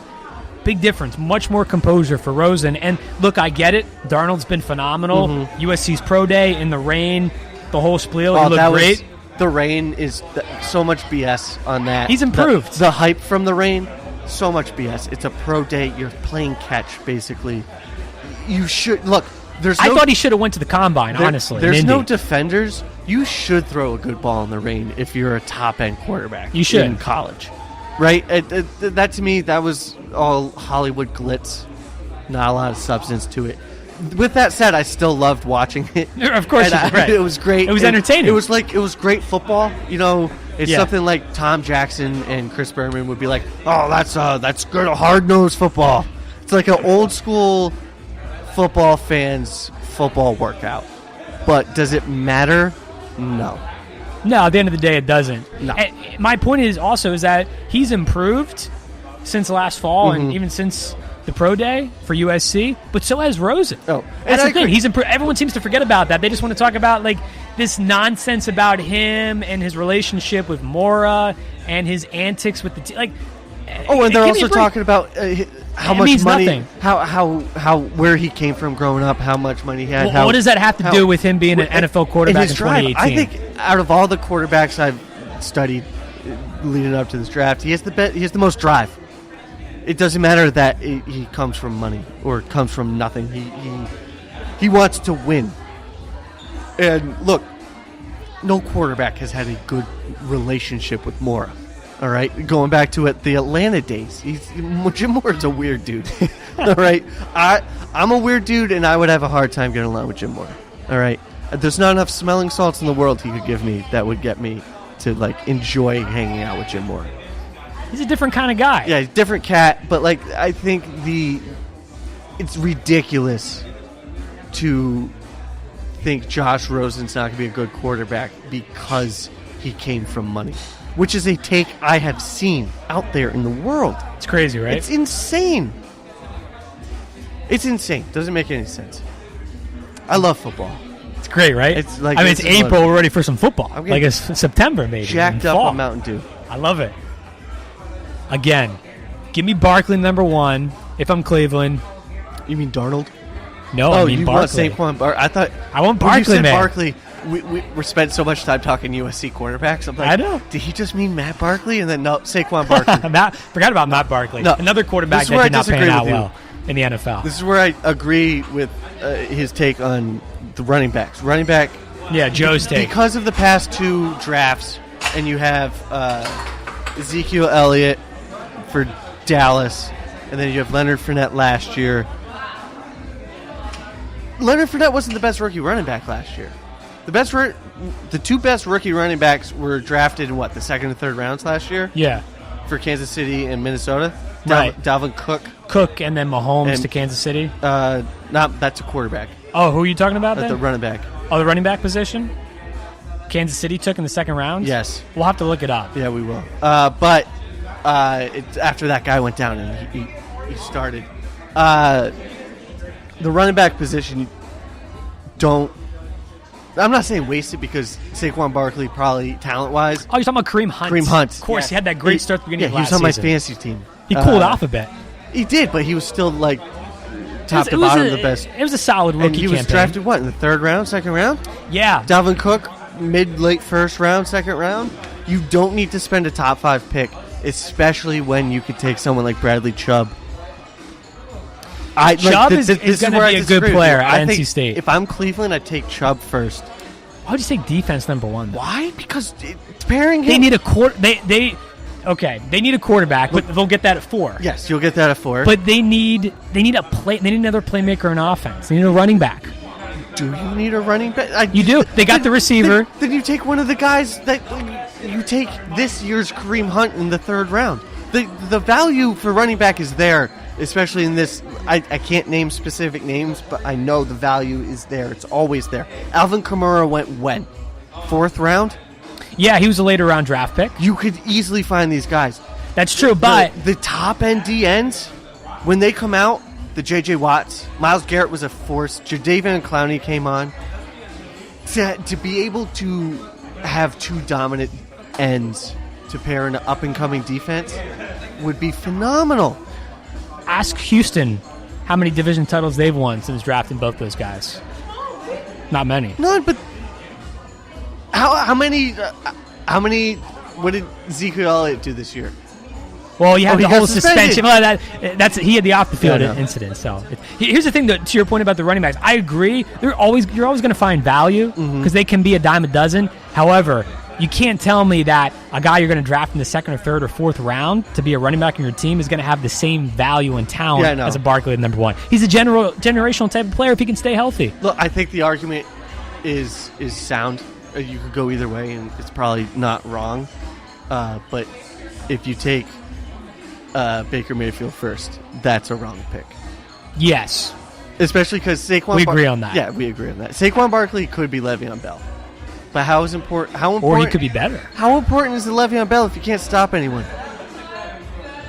You make a team inside out. All right, you start with interior. You start with the lines. Yep. The quarterbacks. Worry about your fun toys later. Cleveland still needs foundational players to which they can build upon, and running backs and wide receivers.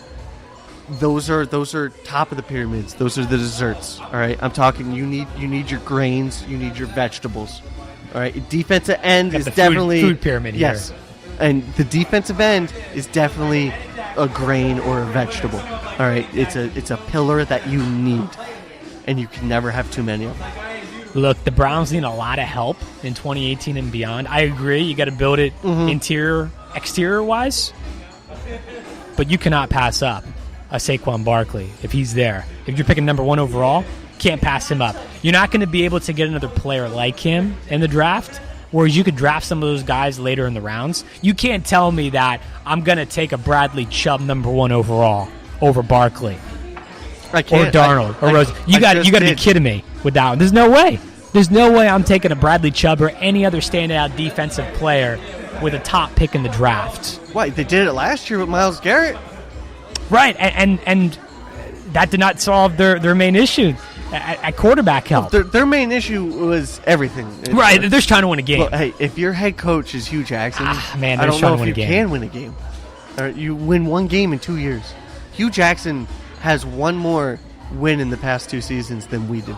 That is pretty wild. All right, that's insane. That is crazy. I haven't played professional football since a previous life, okay? Look, it's hard to argue with that, but again, I want Barkley number 1. I know. Look, they need a quarterback. He's tantalizing. They need a quarterback. They have no quarterback. Tyrod Taylor, he's good for a couple of games, but he's not taking you to the promised land. We all know that. Absolutely. They need a quarterback. The luxury you have is having 2 picks in the top 5. That hardly ever happens, as we all know, Dave. Oh yeah. You get two opportunities. There's 3-4 quarterbacks that we've been talking about tonight. The question, to me, you're going to get one of those guys, guaranteed. It's penciled in. Yeah. Okay. If I'm John Dorsey, I got that. Well, I mean, look, give me Barkley number 1. Now he's not going to do that. He's going to take quarterback number 1. He's probably going to take Darnold because he's scared. He's scared. Well, he's scared that if he takes Barkley, it's going to be Darnold, then Rosen, and then you're stuck with Josh Allen or Baker Mayfield, and that doesn't work out. Well, you have to take Josh Allen over Baker Mayfield. Probably. I think the upside. They're both Baker Mayfield and Josh Allen's basements are similar. The upside for Josh Allen, he's a specimen. His body was made to throw footballs.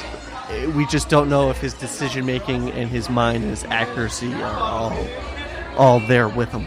You know, I have no idea. He went to Wyoming. I couldn't point out Wyoming on a map. Couldn't do it. Don't ask me to. Please don't ask me to. Behind the mic, live from Patrick Molloy's in Hermosa Beach. Back with more of the draft after this. Dave, what are you doing? Just sending a gift to Dave 2037. Who? Me in the future. I save a little money from every paycheck as a gift to Dave 2037, so he can spend it on things like anti-gravity boots or a hologram Doberman, something cool like that.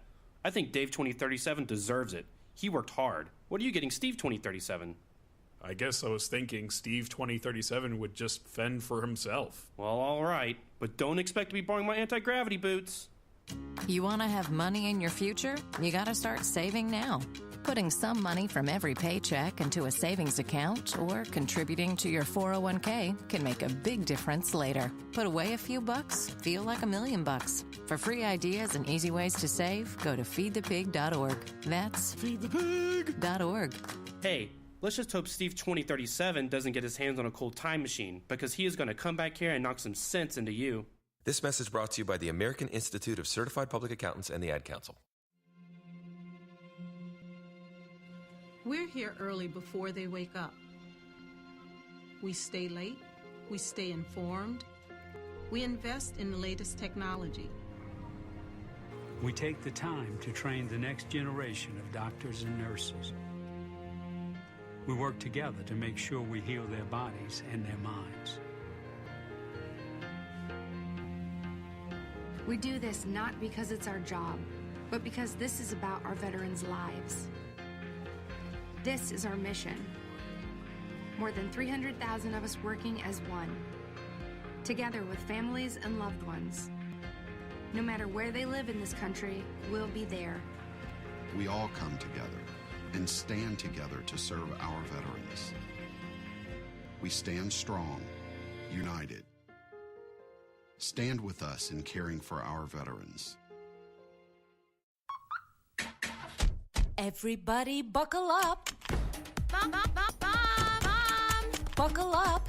Let's go. Buckle up. Can we go to the store? Mom, buckle can we get up. some ice cream? Everybody, buckle up. A lot goes on in the car, but you're in control. So only move when you hear the click that says they're buckled in. Never give up until they buckle up. Learn more at safercar.gov/kidsbuckleup. A message from the National Highway Traffic Safety Administration and the Ad Council.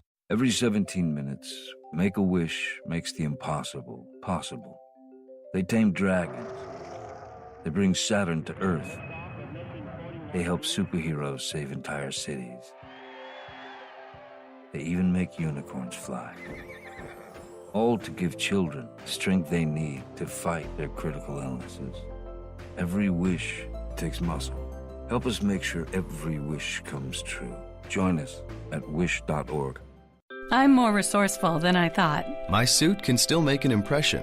My video games are still game changers. And my lamp can bring others a bright future. Because when I donate my stuff to Goodwill, it helps fund job placement and training for people right in my community. Now my stuff gets a second chance. And will give someone in my community a second chance too. Goodwill. Donate stuff, create jobs. Find your nearest donation center at goodwill.org. That's goodwill.org. This message brought to you by Goodwill and the Ad Council. We will never fully understand what we've asked of our military service members or their families, asking them to put themselves in harm's way, to endure it all. But we do understand that it's our turn, our duty, to keep them secure for the rest of their lives. Wounded Warrior Project long-term support programs help our most severely ill or injured veterans live independently, at no cost, for life, so that they might stand at ease. Join us at findwwp.org. It took me a long time to be able to say Chandler has cancer, because that is such a scary word. St. Jude takes care of absolutely everything. And knowing that we don't have to pay for all of the medical expenses, that's huge. St. Jude allowed me to focus on being a mom to Bryce. And sometimes I'm just in awe of the impact St. Jude has, not only on this community, but the world. St. Jude is uniquely positioned to advance the cures of pediatric cancer, I think better than any other institution in the world. The contributions make a big difference. Donors are important to us because you get the feeling that you have a team behind you. We have the resources and we have the focus. And so if St. Jude doesn't do it, who will? St. Jude Children's Research Hospital. Finding cures. Saving children. Learn more at stjude.org. This is Behind the Mic with Brad Dalius.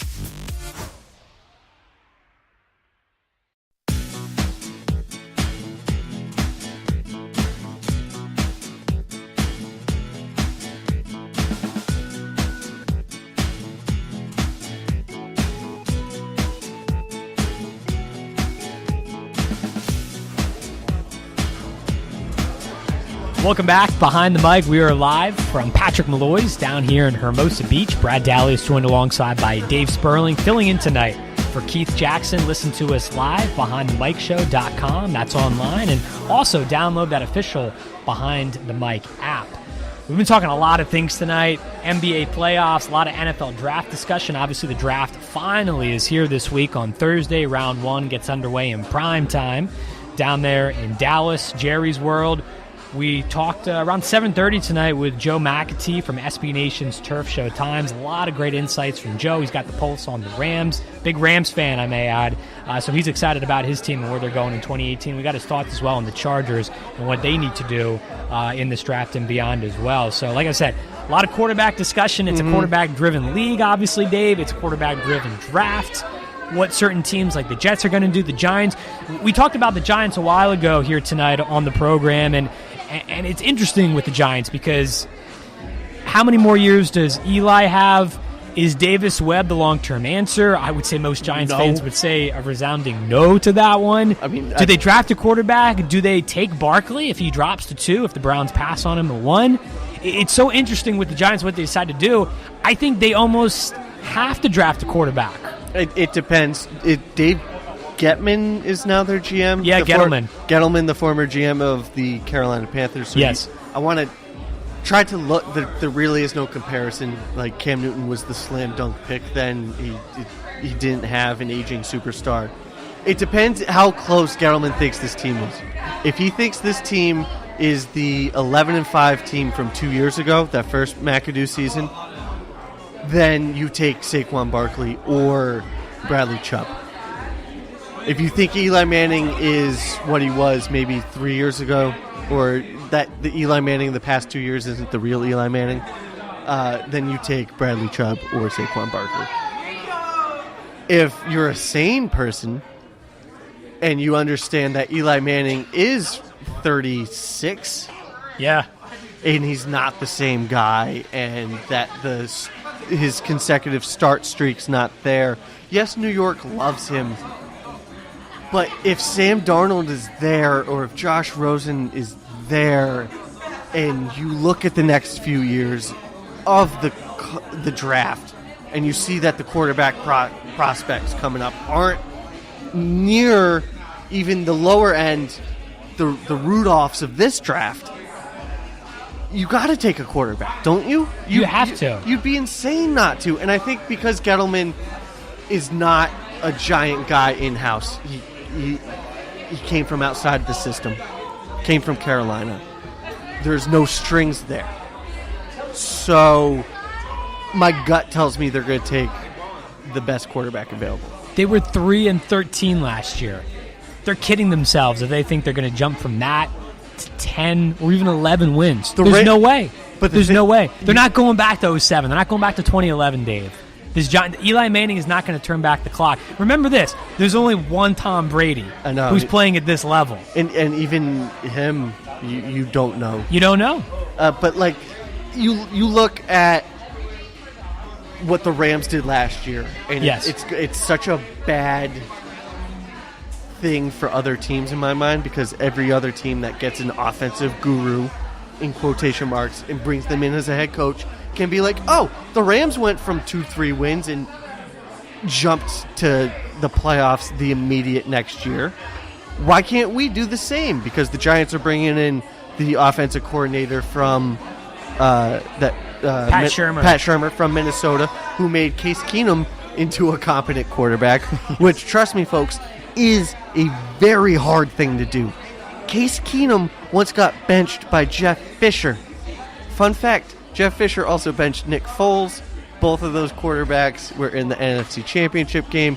I have a very strong vendetta against Jeff Fisher. He cost me some money one time in Vegas by winning a game. Yeah, so like I hated him, and I went to that Rams-Falcon game that turned out to be Jeff Fisher's last day game as a head coach, where they didn't score a touchdown until like the last play of the game. Oh yeah, that game was awful. It was like 38-7. Something about them playing the Falcons, because that was an awful playoff game last year too against Atlanta. Yeah, something about that. Yeah. But back to the point at hand is the Giants. If common reason tells them to pick a quarterback. Yes. New York big-headedness and just like a loyalty to a T. Like, Derek Jeter's the best shortstop in the American League, even though he's 40 and batting .248. Yes. Is going to stick with Eli Manning and thinks the Giants are an offensive running back or defensive end away from competing for a Super Bowl, and that's just not true. Not everyone's the 2017 Rams. No, and to your point about the Rams there, what they did last year, that turnaround from only winning a couple of games the year prior, rookie head coach, youngest head coach in the history of the league, quarterback comes back for his sophomore campaign, and mind you, that was just the first year the two of those worked together. The two of those got now to come back for year two together. Also added in the fact that there's so many differences. Jared Goff had to deal with Jeff Fisher as a head coach. Yeah. And Jeff Fisher is not a good football head coach. Like, look, Jeff Fisher at a time, he was good 2000. Yeah. But the game has evolved way past just Jeff a Fisher. bit. All right. Right now the game is like on their MacBook computer while Jeff Fisher's still like trying to start fire and invent the wheel. I like almost like Tom Hanks in Castaway trying to make the fire. I look at it this way with Fisher. When he was their head coach, they were bland. They were like just vanilla, plain vanilla bland. Last year they upgraded to some chocolate, maybe some mint chocolate chip. Oh, the sprinkles. Yeah. You have all the toys. A little caramel. Ooh, all the fixins. Hot fudge. The works. The toppings. Toppings. All the toppings that cost like 50 cents each.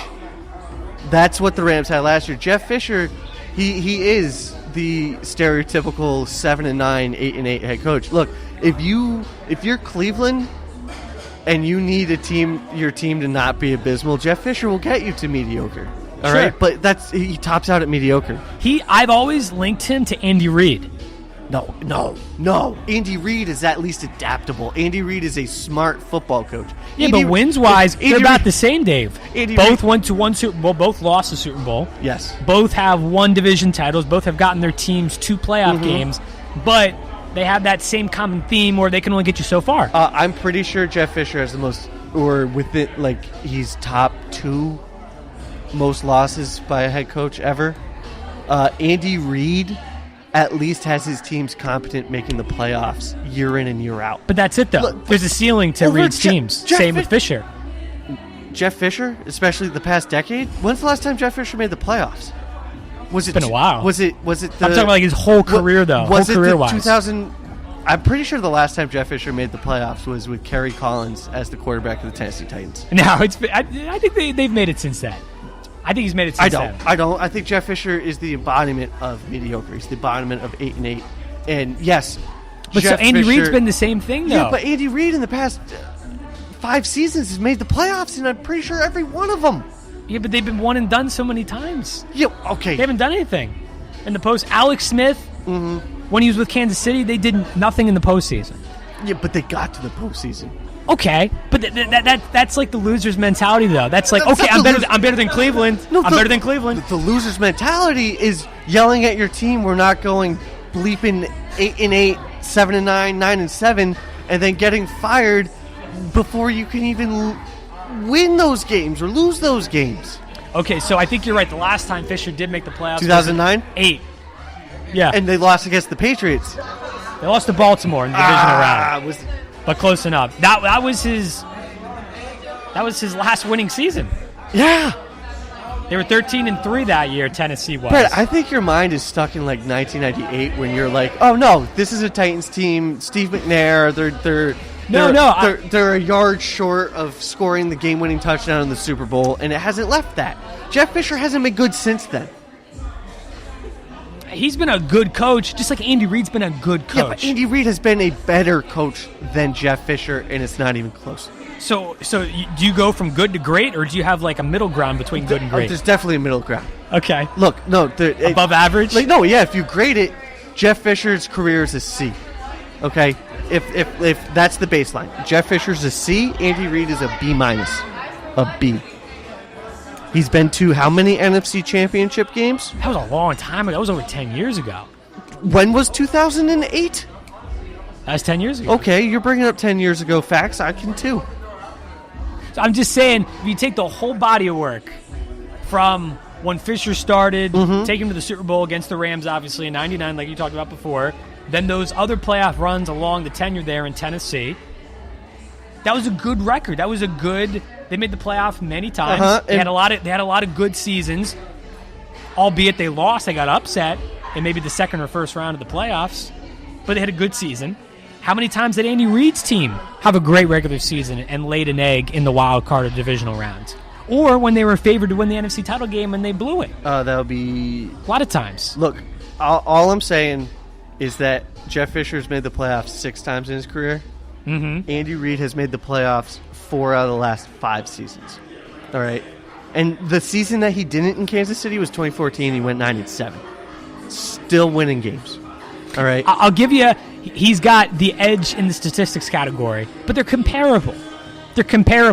Yeah, no, Andy Reid's a tier above. Andy Reid is no doubt a tier above. I just disagree. Andy Reid got Alex Smith that ridiculous contract he just signed in Washington. All right, Andy Reid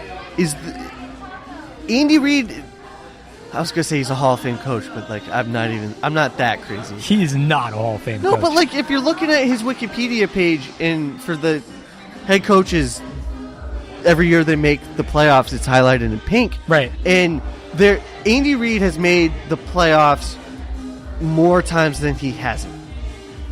I'll give you that.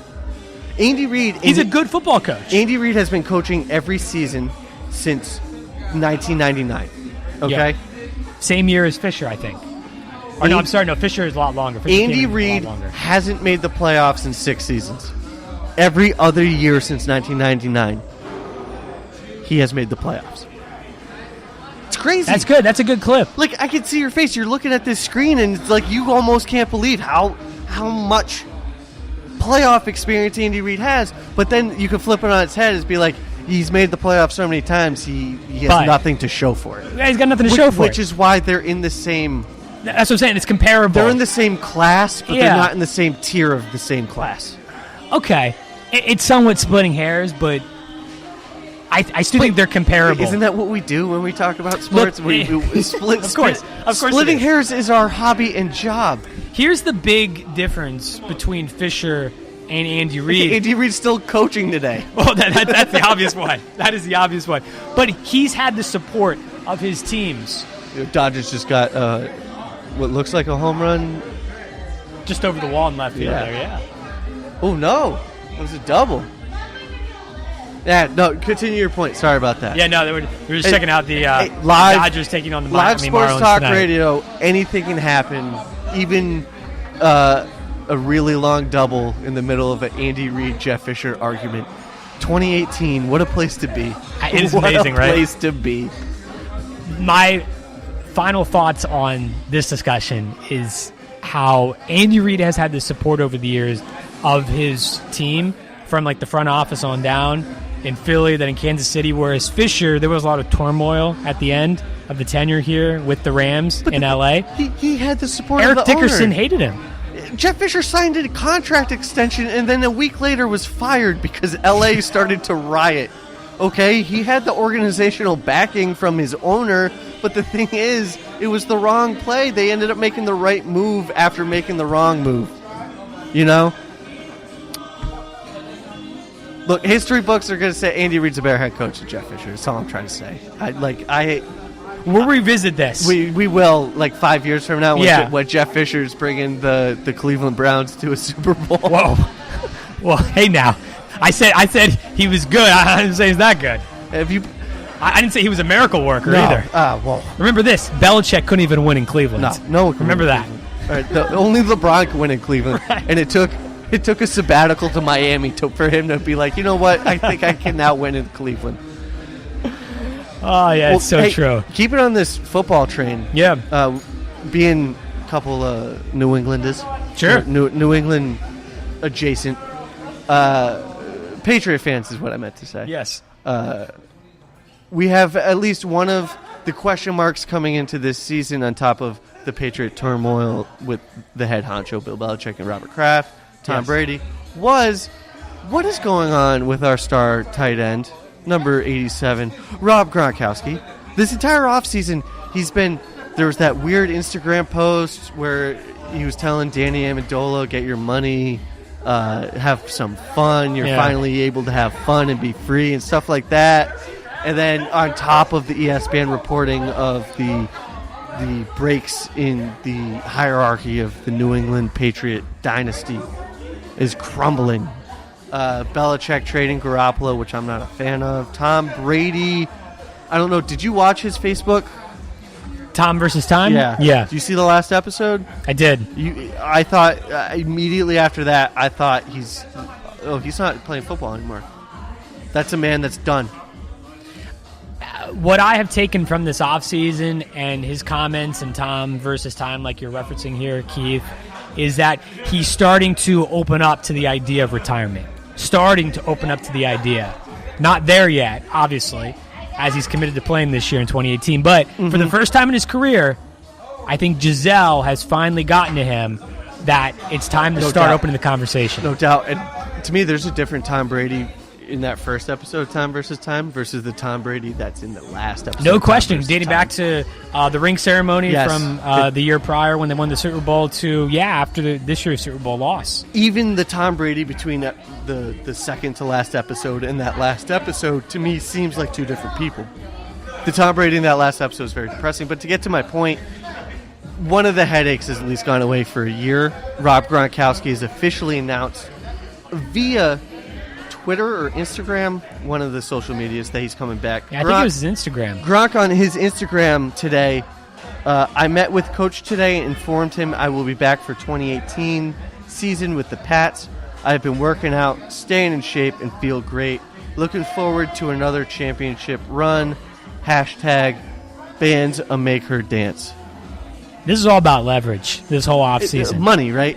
All about money, all about that leverage. One contract. From the post-game interview following the Super Bowl loss, it started there, and it's extended out. We've talked about it here on Behind the Mic. He's got a potential career ahead of him in Hollywood if he wants it at the end of his football career, whenever that may be.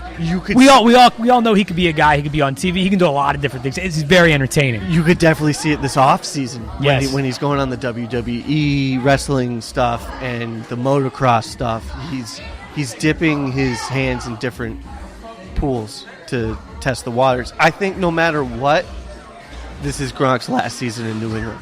So you think 2018 is it? I think this is it, and I think if gun to my head, this is it for both Brady and Gronk in New England. This is the last year. I fully believe that, and you will see with the draft when Belichick doesn't take wide receivers, He never takes wide receivers. I know, but I feel like this draft more than anything is going to tell you, oh, Belichick's in it for the long haul. Belichick's going to coach until he's like 77. 77, he's going to pull a Marv Levy? Yeah, I think Belichick, this draft, he's going to draft for the future. A quarterback within the first 3 picks. Another tight end. They need depth at the tight end No position. doubt about it. I don't know if Dwayne Allen's coming back. But regardless, Dwayne Allen, how many balls did he catch last year? One or two more than you and I? Dwayne Allen's a right tackle. But, not a right tackle. You know what I mean? Well, they need some of that help now with Solder out the door. No doubt. But I think, especially because, Gronk's 29? Going to be 29 or already is 29? He's close to 30. I think his birthday's in May. I think he's going to be 29, It was a miracle how healthy he was last season. Incredible, right? That's the outlier. Last season was the outlier on what Gronk's typical injury slate is kind of like. Hold your breath every play. Every second. And you saw it in the playoffs. Gronk he was concussed in the Jacksonville game. We didn't know if he was going to play in the Super Bowl. Yeah, that's right. In the Super Bowl we won, out of the last 2 seasons, Gronk wasn't even in because he was hurt. Last year in Atlanta. Yes.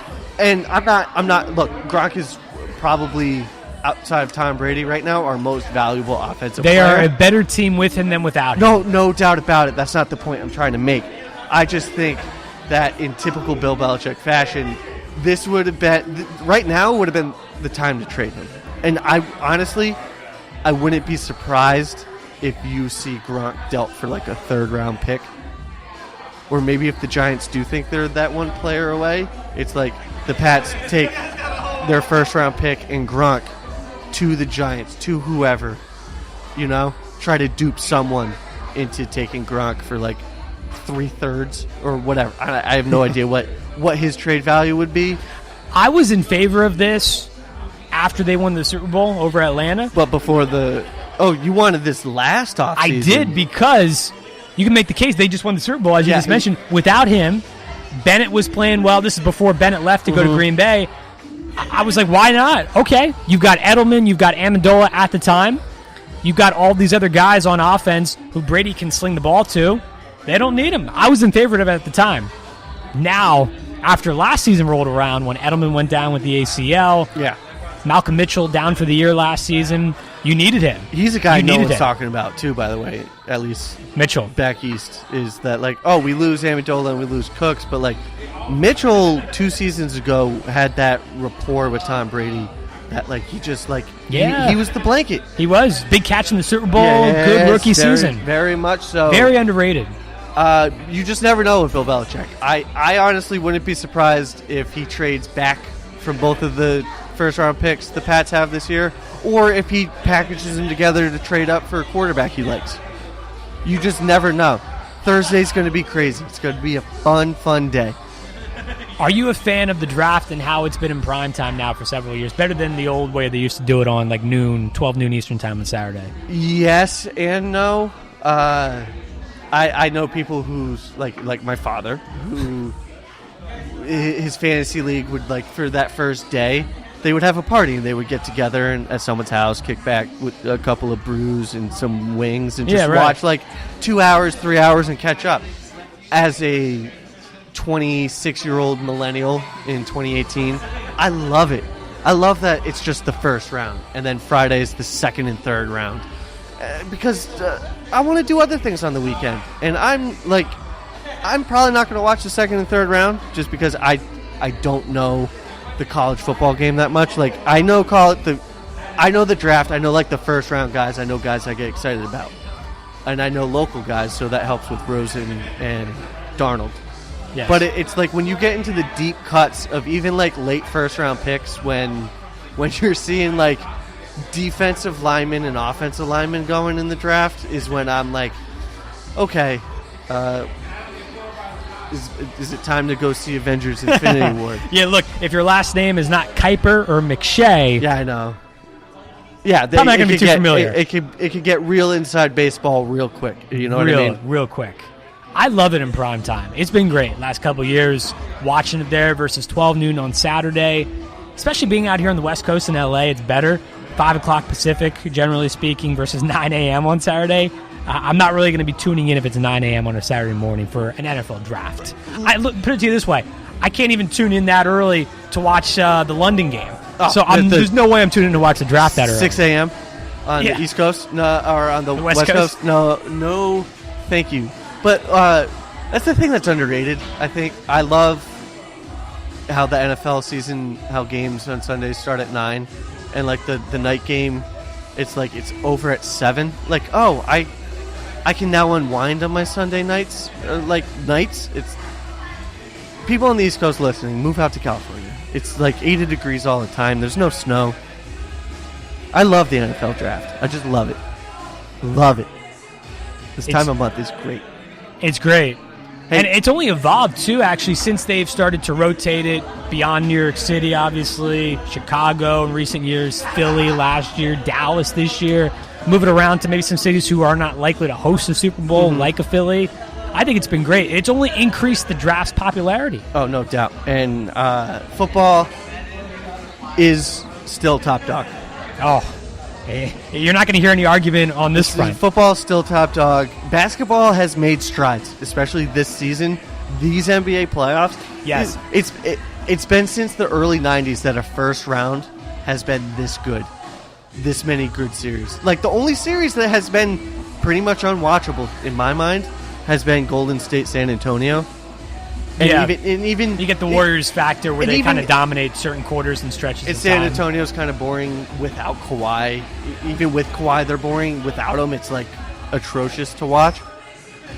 Even the last game was super fun, and this game's super fun. It's close. I made the case a couple of weeks ago, Dave, that the NBA's in a great spot. Piggybacking off of what you're saying there with all the young talent. Anthony Davis in New Orleans. That's a great story with the Pelicans sweeping the first round. Damian Lillard, even though Portland got swept, he's a young guy that they have in that market. Toronto, Kyle Lowry, DeMar DeRozan. You know what I mean? Like all these young guys the in talent these pool markets, for the NBA. It's great. The boon like this, you haven't seen it since, 90s when guys like Barkley and Olajuwon and all that. It's crazy. I love it. It's in a good spot. A lot better than baseball at the beginning of the season, at least. In baseball, you have about 10 or 12 teams right now in markets that teams just stink. Oh, no doubt. They stink. No doubt. Like I can't name you one player that plays for San Diego. Unless, what's his name? First baseman for Kansas City? I don't know. See, I can't even name it. David Wells? That's what I'm saying. Does he still pitch for San Diego? Yeah. He pours the pitcher of beer, maybe, down at the local bar in San Diego. I don't think there's much question about that. Yesterday, he was. By the way, he was at the Yankees game. Yeah, because it's the 20th anniversary of his perfect game. I heard he was enjoying himself there. David Wells enjoys himself wherever he goes. Wherever he goes. Yes, these NBA playoffs have been great. Yes. Another important player has returned to an NBA playoff franchise today. And he's not necessarily an NBA player, but he's important to the franchise. Meek Mill was released from jail. Great story. It's insane. Great ending, really, I should say, to this story. Yeah. Unfortunate story, good ending here. Yeah. Good story in the end. Do you want to inform the people now, or do you want to end the show with it? No, we can dive into it now if you want. Yeah, I'm down. We'll dive into it now. Let's dive into it now. So you probably heard about this in general in the news recently. Robert Kraft, Patriots owner, recently visited this guy Meek Mills. He's a rapper. He's a career talented young guy. He's a huge Philly icon. Yes. And Robert Kraft, I don't know if you know this, average viewer, but Robert Kraft is a huge hip hop fan. He's a huge rap guy, and all the rappers love him. After the Super Bowl 49, Rick Ross was partying all night with Robert Kraft. He brings him on the Air Force Patriot. So Meek Mill goes to jail. And I just find it funny that Robert Kraft is so closely associated with a Philadelphia icon. It still stings. It still stings. But Very ironic. He was at the clinching game tonight. He got I saw that. He was at the game tonight. The Sixers. He got out of jail in Philly. today. So a little more details on this. The Supreme Court of Pennsylvania overturned his conviction. He was back in jail because he violated his probation, and this all stems back to, I believe, some type of drug charge, low-level drug charge. He finds his way in jail. Unfortunately, Robert Kraft has visited him in jail within the last several weeks and months, and he's been a big advocate for him, saying that this was a little bit too harsh of a punishment. Which, if you read into the story, you tend to really side on that sense of on that side of everything. Weed, probably. I believe so. Yeah, I believe so. Possession of some weed there. Yeah. If he does that here in California, it's legal and he's a millionaire. You know, it's a little different. It's a little different here in sunny California, but so that decision was handed down this morning. It was correct, and State Supreme Court of Pennsylvania. He took full advantage. I'm pretty sure that he got a standing ovation. The part owner of the Philadelphia 76ers actually drove to the prison he was at, picked him up, and took him, presumably, straight to the arena in Philly. Oh, yeah. If there was no way the 76ers were going to lose that game tonight. No way about it. Meek Mill, I don't know, what is going on? Is it Philadelphia's time? Are they about to win 3 championships in a row? I would Super Bowl, NCAA championships, and then the NBA Finals. That'd be crazy. It would be crazy. That means they would beat a Warriors or a Houston in the finals. They would get through maybe a LeBron. That'd be really crazy. I mean, look, but you never know. That is sports. That's why they play the games. It would be fully earned, no doubt about it. They would have to earn that title hard. They would. But great story, though, today with Meek Mill. I mean, really, really great. I had read this story, Dave, several weeks ago when it was announced that when Kraft made the visit to him in prison, and I wasn't familiar with the story at all, actually, up until then. And I was hoping that there would be maybe some kind of resolution to this, and to see it come down today on the timing, obviously, with the Sixers game. As I said, the owner of the Sixers drives there to prison, drives and then to the game. Really a great story, and we'll see if it grows legs after this and continues along. And he mentioned that he's going to be a big advocate for criminal justice reform, and I like the way that he's going about it, though. He's not a truly outspoken person when he could be, and he really wants to make true change. That's how you go about it. In my opinion, you don't kneel during a national anthem. That's not how you go. That's not how you start conversation. Ooh, we having this argument now? So are you offended by kneeling then? Without getting into the whole discussion on it, this is a great time to start this with 6 minutes left in the show. We've talked about this at nauseam. I'm sure you have. And my stance is that if Colin Kaepernick really truly wants to work on criminal justice reform and other social economic type of issues and things of the nature, he should do it on his own time, but not during an NFL game. If he doesn't do it, we're not talking about it. It's not the movement. The movement might still happen, but it's not as big. And plus, that's why he's doing it. That's why he did do it. The soldier, like, everyone's offended by him kneeling during the national anthem a lot.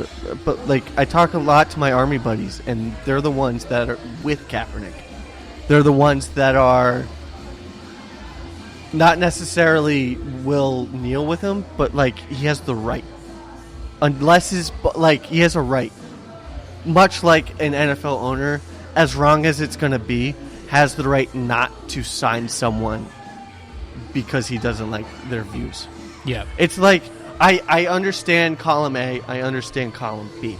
And this issue is pressing for me, being the son of a cop. So I've had a lot of arguments where I defend a lot of like cops and what they do and the sacrifices they make. But on the flip side, I also will argue to death that Colin Kaepernick should be at least a backup quarterback in this league, and that players have a right to kneel down during the national anthem. But then again, if an owner who owns the team and that he signs your checks, if he doesn't want you kneeling and institute something, then that's a different conversation. You know what I mean? I.e., Houston Texans situation. That's not like no. What he said is you're wrong. Oh, those comments were. But as far as like if you were to institute like a rule, is what you're saying, or any owner for that matter. If it's your if I owned a restaurant and I didn't like something, you could kick someone out. You know, it's like your property. You own the team. It's your rules or the highway. You set the rules. You set the rules. It's no matter how ridiculous the rules are. If they're your rules and you own the team and you sign the checks, people should listen to you. We agree on that. Absolutely. No doubt about that. But I think it's insane that people would get this upset that it would affect Colin Kaepernick's career like it has. You know what I mean? Like, are you telling me that Colin Kaepernick is worse than the McCown brothers? No. He should have an opportunity, if he could still play well, to be in the league. And that's another question. Like that's a whole nother subject. And a lot of people are bringing up like, Colin Kaepernick. Like a lot of the pro Kaepernick people are like bringing up like, Colin Kaepernick was in his prime. He was great. He won 5 games that season with Chip Kelly, the one head coach that could maximize Kaepernick's potential, and he didn't. He squandered it. On top of the distraction of, like, as much as it shouldn't be a distraction, the kneeling distraction, it is a distraction. Right? And that's why he's not playing today. Could just be because he sucks. I think it's all in one there. To bring it back closer to home, though. Yeah, let's circle it back somehow. Meek Mill. Good story today. What happened at the Sixers game? Sixers win. They close out Miami 104-91. That series is over. They're moving on to the next round. They are moving on, Dave. They'll take on the winners we mentioned earlier tonight, Milwaukee or Boston, whoever survives that series in the second round. Right now, Boston's up 3-2. Boston's up 3-2. They win tonight 92-87. Golden State with an 11-point edge at the moment over San Antonio at the half over on TNT. Bottom of the ninth, Angels hanging on to an 8-7 lead over Houston. Shohei Ohtani got the start tonight for the Angels down there in Houston, trying to win back-to-back games against the defending world champions. It'll be impressive if they can hold on tonight. And the Dodgers currently in action right now as well this evening, trying to keep pace with those Arizona Diamondbacks in the National League West Division. Of course, last night you had the debut. It's currently 1-1 right now, tied, top of the 6. Marlins and Dodgers. The debut last night of Walker Buehler. He pitched well, Dave. He looked 5 innings. Good. No runs, couple of strikeouts. Pitched for about like 90 pitches or so in total. Not a bad debut. He had 5 Ks, 3 base on balls, walks for those non-baseball guys out there. And the radar gun topped out at 99 where his pitches reached. That fastball is electric. He needs more control. There are times where it's so fast and it kind of comes up on you that he's getting a lot of swings and misses, but it's kind of out of the zone. And if he's not careful, it could lead to homers down the road. But he looked good. And the Dodgers, I don't know what it is about this team. I can't put my fingertip on it, but something is missing. I don't know if it's an offensive bat or just like their swagger in the locker room, but this Dodger team, it's almost night and day compared to last year's team. It is early. We talked with Dustin. It's not even May. It's not even May. Not even May. Just a couple weeks into the season. We talked with Dustin Nosler last week from Dodgers Digest, and he's very optimistic about the team. They're actually through 3 weeks. Last week they had the exact same record they did last year. And then, as of course, last year, I think it was mid-May. They started to pick it up in mid-May. They lost 10 games in 2 months or something like that. They got on an went extremely hot clip. I'm not saying this team couldn't do that. I'm just saying watching them, it's a different feeling than watching that playoff team last year. I agree. It should have been. They should have taken that momentum and ran with it. I agree. They have the capability of playing a lot more consistent ball through that lineup. You got to get guys like Corey Seager, Bellinger, although he had a sac fly last night. You got to get him more consistent at bats. I think that, Chris Taylor, he's had a good start. He's a good leadoff man for them. He's doing his job. They got to get turning back. They got to get healthy. One of the bright spots of the early season, though, is Matt Kemp. He's been great. It's almost like it's, 2011 again. Turning back the clocks. Oh, I love it. Look, if he continues to swing the bat really well, and we know that Buehler is going to progress here, we hope, I would use Kemp as trade bait to get another starting guy, a true number 2 behind Kershaw. Because right now you can make the case that through the first 3-4 weeks of the season, their best option behind Kershaw is Hyunjin Ryu. Yeah, and that's good. He had a bad opening day. His first start was bad, but he has since given them quality starts. He's been their best number 2. Maeda has been up and down. He's pitching good tonight. Tonight. Granted, against a AA ball club in the right. Miami Marlins, but still, you gotta still make your pitches, and he's making the pitches tonight. He is. Look, there's a long season, and it's early, but we're supposed to make these judgments in our jobs. So we do. It's what we do. Hot takes is our life. And I think the Dodgers, if baseball, you can't have the mentality of we're just going to flip the switch when it comes closer to playoffs. You're not San Antonio. You're not the mid-2000s Miami Heat. Baseball, you need to play all the time because that switch, it's not there. It takes weeks to flip that switch. Because it's such a marathon and a long, drawn-out season, which they should shorten, by the way. I agree. I agree, but the money, not going to happen. Involved. Right, not going to happen. Yeah, not going to happen at all. Hey, Brad, thank you for having me this week. Man, it's been a lot of fun tonight. Yeah, a lot of fun. I've had a great time. I love doing this. We always have fun. Always have fun, and it's like we haven't seen each other in years, and the conversation was flowing from the get-go. It's great. It's wonderful. Please, anytime you need me, have me back. You got it, man. No problem at all. If you need some really hot takes, I'm your guy. We're always expanding here behind the mic. We just started here last Tuesday, as I mentioned to you before tonight's show, Patrick Molloy's, and Tuesday through Thursday, and probably growing to even more at some point in the future. So you're always welcome here behind the mic. Thank you, and thank everyone for listening. Great show tonight, as I said, once again, from Patrick Molloy's. Back at it tomorrow night in Manhattan Beach. Grunyon's is our spot for Wednesday evenings. We'll get into more Dodgers discussion, touch on the Angels as well. We'll also, Keith and I will give you our picks of who we would take in the top 10 of Thursday's NFL Draft. Lamar Jackson's going to be the best quarterback in the class. He very well might be. If he is, who I'll come back to the first person. That's a given. That's the hottest take I'll give today. Thanks, everybody who listened tonight on BehindTheMicShow.com, and thanks to everybody who also listened on the official Behind the Mic app. Check out our podcast on iHeartRadio. Great time tonight. As I said, back at it tomorrow night from Grunyon's in Manhattan Beach. For Dave Sperling filling in tonight for Keith Jackson, I'm Brad Dalius. Keep living the dream. We'll talk to you tomorrow night.